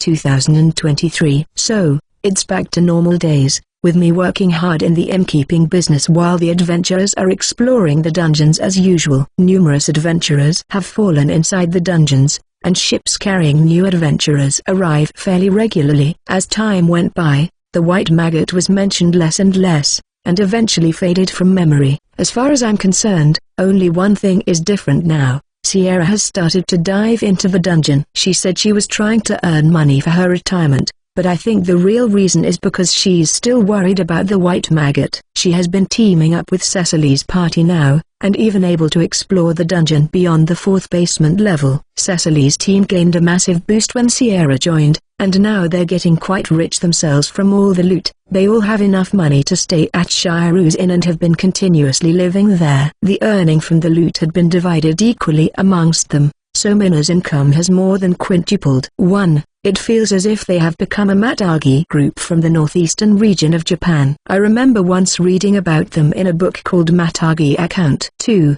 The actual practice seems to vary between regions, but it is said that the meat and skins are equally distributed among the bear hunters regardless of their roles, and so I thought Cecily's team was similar to that. When I asked her about this, she said, everyone puts their lives on the line equally, so naturally the reward is the same. In this team, Cecily is in charge of the vanguard, Sierra is in charge of high-power attacks, Rouge is in charge of defense, and Mina is in charge of disarming traps and navigation. Oh, and Mina has an additional task. We dubbed it as garbage collection. Oh Kami-san, I picked up something else today. Mina has a keen eye, so she often collects things that are lying around within the dungeon, and I would later use, repair, on them while acting like I'm making an appraisal. At first, the objects she picks up may seem like useless garbage. Alright, most of them are actually useless garbage, but occasionally there are some treasures hidden among them. Repair target, Hikarodama, ball of light. Description: after 3 seconds of activation, it emits a flash of 1.1 million candela, causing blinding. 3. MP consumption, 16. Repair time, 18 seconds. Like today, she managed to pick up a ball about the size of a quail egg, which turned out to be a stun grenade-like item. A lot of the monsters in the dungeon are weak against light, so this could be useful. How many of these do you have? 7. At first I thought they were just monster droppings, but I'm glad I picked them up. It is true that they look like mud dumplings. Minna certainly does have a knack for these things. So, are you going to exchange it for gold? I think it would be better for us to use it in dungeon exploration than to exchange it for gold at the guild. I'll talk to Cecily-san about it. Glancing towards the other item she brought, there was a copper cup with a greenish-blue tint on it. It looks just like a small championship trophy with an old wooden base. I wonder what this one is. Repair target, soda cup. Description: when fresh water is put into the cup and activated, it instantly becomes carbonated water. Maximum capacity 700 cc. MP consumption, 33. Repair time, 14 seconds. This is interesting. Oh hey, Cecily, would you girls be willing to sell this to me? I could use it for making drinks and cooking. Shiru, I don't mind giving it to you if you want it. Actually, you can consider it as a present from me. That's alright, I have enough money with me, so I'll pay. Truth be told, I'm not even sure what I'm going to do with the amount of money that I have now. Maybe I should think of a way to be able to spend it for something meaningful soon. Or maybe I should just follow Sierra's example and save enough money for my retirement. Anyway, in the end the soda cup was given to me for free out of the goodwill of the whole party member. But I don't like to be in debt and owe a favor to other people. I'll make some highball drinks, for you girls later. No wait, rather than that, it would be better if what? Rouge and Minna were staring at me with confused looks on their faces. Meanwhile Cecily and Sierra were keeping their cool. But I know they are actually getting excited with anticipation. Alright, let's get you ladies some carbonated hair wash. A carbonated hair wash is literally just washing your hair with carbonated water. 5. A hair wash? You're going to wash our hair? That's right, Rouge. After all, I'm a man who doesn't like to owe a favor to someone else. Also, tonight is finally the moment when I get to see your oh-so-big but hidden breasts that you've been bragging for so long. Oh Kami-san, do you think you can give me a hair wash too? Of course, Minna. After all, weren't you the one who has found the magical tool for me? I made a mental note to do it carefully when I wash her hair later. When you wash my hair, don't forget to do it in your Ranasama mode. Okay? Roger that.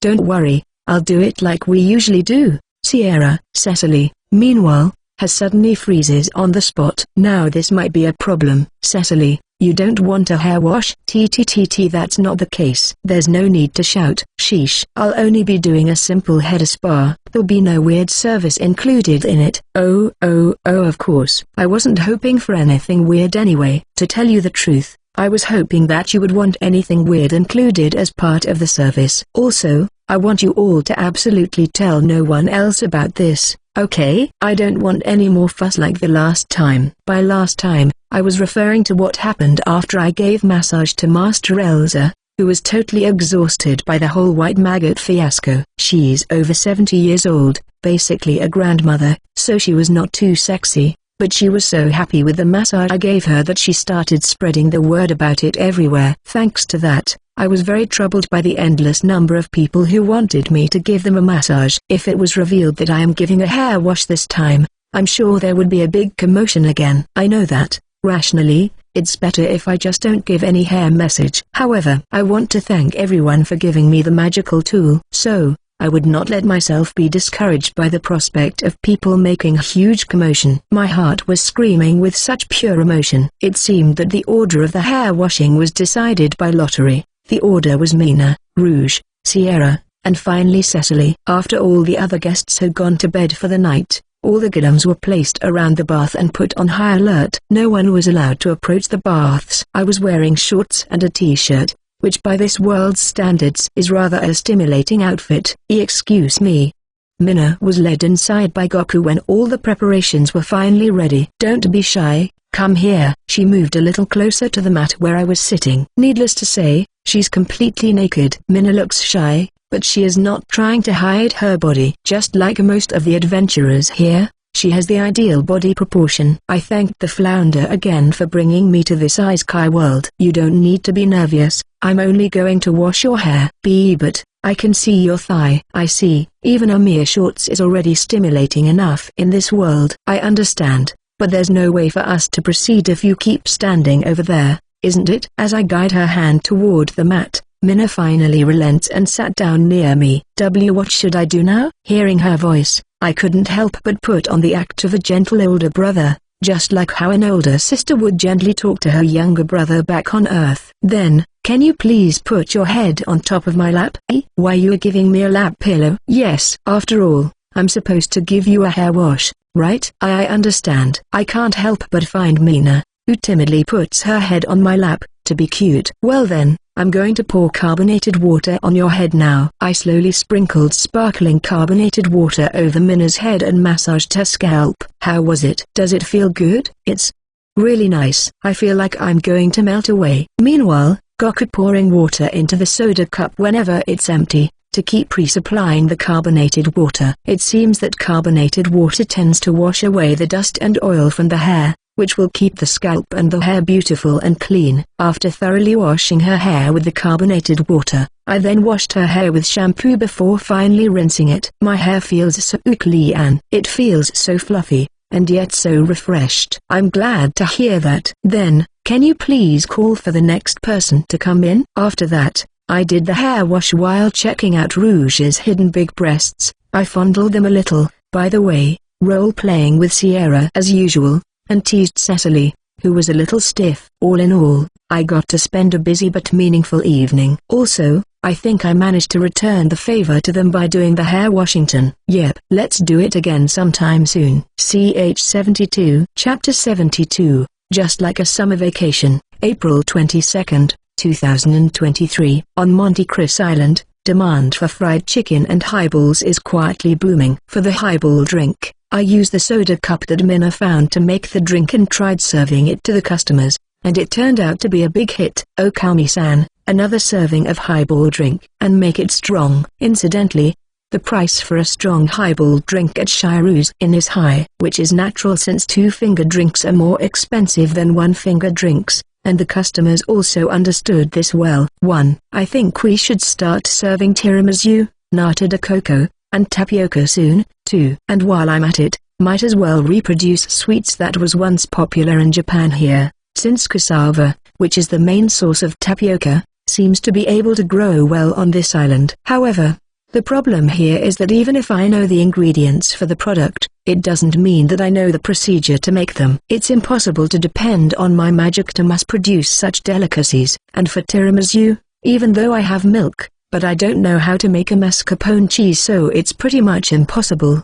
And when it comes to nata de coco, I don't even know what the ingredients is. 3. One day, Popo number 4, who had been sent to explore the surrounding sea, came back with something in his mouth. It's an olive branch. 4. It seems that Sierra know quite a lot about plants. The branch had rounded leaves and small blueberries on it. It looks like Popo has found another island somewhere. It has been traveling around without supplies, so I think the island is within a 50-kilometer radius. I've been looking for it for some time, as a place where we can take an emergency shelter just in case something happens. And now that we've found one, I'm eager to see it with my own eyes. What are you going to do about it, elder brother? What am I going to do? I'm going to go and see it, of course. And the store? Oh yeah, that's ... Shiru's Inn. Notice of temporary closure. Due to an errand, our store will be temporarily closed for a week. We are terribly sorry for the inconvenience. Yep, it'll be fine if I just put up this sign. Sierra, you can use the guest room while I'm away, just in case you need a place to hang out after exploring the dungeon. Wait, I'm coming with you. I should be fine by myself since I'm taking the Gillums with me, but it's reassuring to know that Sierra will also come along. I'm going to escort you too. But what about your dungeon exploration, Cecily? It's fine. I've been feeling tense for days, so was thinking of taking a break anyway. If that's how it is, then let me come along with you girls too. Seems like not just Cecily, but Rouge is also eager to come along. Can we have egg rolls for lunch? And here goes Minna coming along too. It's starting to feel like we're going on a picnic. Well, I'm sure it's gonna be fun, so I guess it's okay. When I told the regulars who came that night that I would temporarily close the restaurant starting from tomorrow, they were very disappointed. I'm sorry for them, but they will have to survive without the fried chicken and highball for a while. I know that I'm not getting that tired from running the inn and the restaurant, since most of it was done by the Gokus, but I do want to enjoy some time off once in a while. Also, I don't think it's bad to stretch my wings a little. The next morning, we started loading up early, and I only brought bedding and food with me. Actually, I secretly brought a bag of money and magic stones too, since I intend to hide them on the other island just in case of emergency. As for the golems, I decided to bring not only Wanda and Harry who have fighting capabilities, but also Goku to help with daily activities and Silver if we need to carry things. Meanwhile Popo, who act as a guide, is stationed on top of the mast. It kinda feels like a miniature version of Noah's Ark, only that this time it's filled with golems, not animals. Before we left, I fed the Neurogolems magic stones until they hit their maximum limit. Protect the fields while I'm gone, okay? I have spare magic stones hidden in the bushes, so eat them when your body's magic power drops below 25%. The Neuros were unable to speak, so they gave their affirmative by nodding their heads. I also had the Iwos to stand guard in front of the cave, to prevent anyone from breaking in. Once the mooring ropes were released, the seamers began towing the small sailing ship. Since Cecily, who is an expert in navigating ships, is with us, I feel confident. After all, she got her skills through formal learning and hands-on experience, so I've told the seamers to follow Cecily's orders. Cecily, as I thought you're really amazing. Her body quickly froze up upon hearing my compliment. As usual, her reaction is cute. As we exited the cove, Popo jumped off the mast and flew ahead, pointing us toward the direction of the island. Alright, let's head towards west-southwest. Cecily, who had recovered from being frozen on the spot, announced in high spirits, and the ship began to move at high speed. The ship, towed by the seamers, proceeded through the sea at a cruising speed of 17 knots, approximately 31 kilometers per hour. This was the first time the small ship had been moving this fast, but so far there seemed to be no problem. You could easily do pirating with a fast boat like this, Cecily said. While steering the rudder, it looked as if she was enjoying the feeling of the sea breeze on her face. Do you want to become a pirate again? As I asked her, she shook her head with a wry smile. I've had enough with doing shady works like that. Being an adventurer suits me much better. Also, now I have trustworthy companions at my side. Cecily's eyes fell on Rouge and Mina, who are dozing off in the rocking chairs under the shade. Sierra seems to be reading in the cabin. Apparently, the rocking of the ship doesn't matter to a vampire who can stay floating mid-air. Suddenly, Popo comes down to my side of the boat and jumped out to the front of the ship. I think I can see an island over there, said Cecily, but I can't see anything at all. Oi, wake up, both of you. It looks like we've arrived. So it's just an hour away from Monte Cristo Island. Huh? It might be just the right place for a hideout. I also called Sierra from the cabin to prepare to go ashore. The island had a long, crescent-shaped white sandy beach. The circumference of the island was about 8 kilometers, smaller than Monte Cristo Island. There doesn't seem to be any mammals living here. It's another uninhabited island, isn't it? I tried checking from the air, but there aren't even any man-made structure on this island, said Sierra. She had flew ahead to survey the island in order to ensure our safety. We should give this island a name. Shiru, what do you think? Give it a name, huh? Let's see. Since it's located at the west of Monte Cristo Island, how about we name it West Island? 6. And nobody raises an objection. It seems like we're a group of people that don't care about naming. Alright, shall we have barbecue for lunch? What's a barbecue? It's simply fish,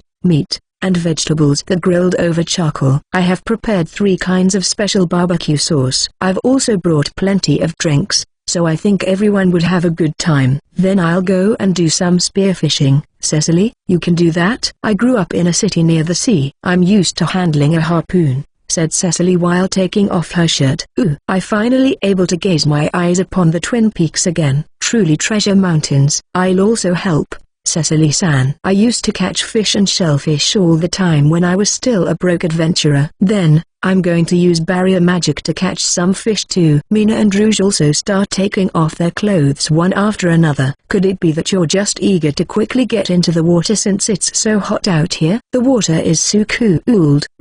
It's slipping. Mina, you brat. Stop grabbing my breast. It looks like they're really having fun. Come to think of it, I used to swim in the ocean a lot, but I haven't been swimming lately. It's because whenever I did it the adventurers always gathered and making a big fuss out of it. You girls sure are having fun, huh? Fine, then. Shiru? Exclamation mark. Ignoring Sierra's shocked reaction, I quickly took off my clothes one after another and become buck naked. That's right, I even took her off my undies. Sierra, aren't you going to join too? Oh, yeah. Sierra, perhaps carried by the momentum, began to take off her clothes too. Wow, this is the first time I ever saw a vampire being naked under the scorching sun. Up until now, I never understood the reason what's so good about nudist beach, but at this very moment, I do. Or rather, I feel like I'm being enlightened now. The sensation of freedom, of completely without restraint. It's the best. Everyone. I'm coming too. I realize that my thing down there is swaying about, but I don't care as I just ran across the beach and dive into the ocean. Shiru? Is this a dream? Am I in heaven? Okami-san, you're the best. Yep, as I thought. If it's things to do in tropical countries then beach experience is a must. And so we just forgot about everything else and playing around like children until it's time to eat. We were all completely naked, and our heads were pleasantly empty. Ch 73. Chapter 73, My Selfishness, April 29th. 2023. Why is it that our bodies always feel heavy whenever we get out of the water? I know that's because our body suddenly loses its buoyancy. But still, the tiredness that comes with it always exceeds my expectation. I climbed into the shade of the tub that the Gokus had set up for me and collapsed into a tangled mess on top of the blanket. Somehow, Sierra is laying on my right as if it's the most natural thing in the world, while Rouge happily lay on my left. I felt like Mina was trying to say something, but I'm too sleepy to hear it. Her voice feels like it's coming from a faraway place. The only thing that I could hear now is the sound of waves splashing onto the beach, until eventually it fades away as I drifted to slumber. I've been awake since a while ago. Even though I've woke up, my body still feels sluggish. I'm too lazy even to look at the clock to check what time is it now, so I only move my eyelids and listen to the sound of the waves. I wonder if it's already noon. I couldn't see it, but I think the sun is high in the sky. I'm also hungry now. My body feels a bit numb, so I turned over my body a little. It turned out that Sierra, Cecily, Rouge, and Mina were also sleeping under the tub, buck naked. What a nice view.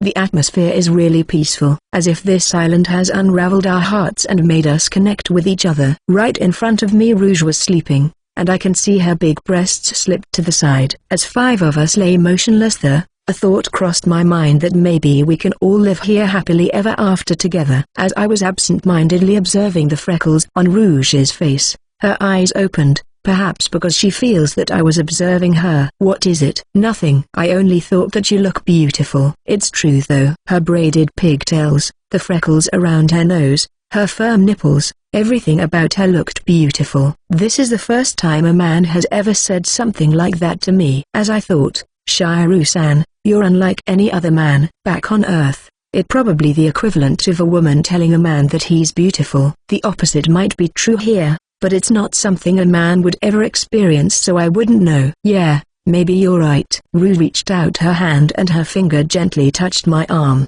Do you want to suck on them? Is she talking about her breasts? I wonder. I was tempted to do so, but I didn't want to make a move just yet, so I just smiled with a vague expression on my face. I felt like that was the most honest attitude to my feelings. Here, I'll let you suck on it. Wham! Sierra hits Rouge, who was about to move closer to me, hard in the head. It hurts. Goddamn, don't you dare try to steal a march on me. Geez, no need to get so worked up just because your chest is small.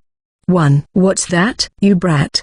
Do you have a death wish or something? Sierra and Rouge were having a catfight while being naked. Okami-san, it's dangerous here, so let's evacuate over there with me. Let's have a love escapade. Mina, How dare you? I'm the one who's going to take Shiru with me. Everyone was in high spirits that I couldn't help but laughed in amusement. It's amazing how they are still so energetic even after playing so long in the ocean. As expected from adventurers who are proud of their physical strength, they're trained differently from the likes of me. Alright, should we have some lunch now? The four of them fixed their gazes on me as I stood up with determination. You are, such intensity. Elder brother, Shiru-san. The beautiful one here is not me, but you. Not to mention erotic too. Okami-san, you're the most beautiful. Shiru, I think it's better for you to wear something now. Because of the nap, I'm feeling all energetic now. Goku, we're preparing lunch now. All of you, help us too, okay? After that, we grilled the food we had brought with us over charcoal. We ate and drank, and when it got hot, we went into the water. We spent the whole time naked, but thanks to the magic bracelets Sierra gave us, we didn't get sunburned, which is very convenient. In the end, we spent the rest of the day playing until sunset and didn't do any exploration on the island. Are you fine like this without exploring the island? Cecily, who was very serious as usual, was worried, but it's not like it's an urgent thing to do. It's fine, since I also wanted to relax a little. Or maybe you need to explore the dungeon again soon, Cecily? No, truth be told, I don't mind doing like we did today. I even think it'd be nice if all of us can live here for the rest of our lives. What a coincidence. I was thinking the same thing too. I also feel the same. However, it's hard to live far away from a society, isn't it? I think the reason why it's so fun today is because it's not something we do every day. For example, if Monte Cristo was still devoid of people, I think I would have moved away from it at some point in time. In fact, at the beginning I was planning to leave the island once my creation magic had reached sufficient level. To put it into perspective, let's take Cecily's breast as an example. If I were to see it every day, I'm sure I'll be less appreciative of it. And the thing Rouge said about me being erotic? I'm sure she'll grow tired of it quickly once we start doing it every day. However, I want to stay here for maybe another 2, or maybe 3 days. Is that fine with you? I looked up at Cecily. It's fine. You should do what you want to do, Shiru. I'll keep you company no matter how long you want to be here. Thank you. I then give Cecily a kiss on her cheek, and I made use of her flustered state lightly touch her breast. It might be a lame effort, but it was the best I can come up with. It feels so soft. I'm so glad to have been born. I decided to sleep early since I want to explore the island tomorrow. Am I going to do it with everyone? You asked? No, there's no way I'm going to do it. Principally, I disagree with the concept of multiple people doing it together. Well, it might be fine with me, but I'm sure the ladies won't like it, right? Because, you know, if we were to compare it to back on Earth, I can imagine it like me doing a girl together with my co-workers. It would be like me doing it simultaneously with Katsuragi, Yoshida, and Kinoshita. Let me ask you, would you want to see your male co-workers' nude bodies together? No way, impossible. Like hell I would want to. I, for one, definitely wouldn't want to see such hellish scene. I'm sure some people might have such fetish, but in the end it's just another sexual fantasy category in porn or erotic manga. If I were put in such situation, I'd instantly lose my boner and just go home.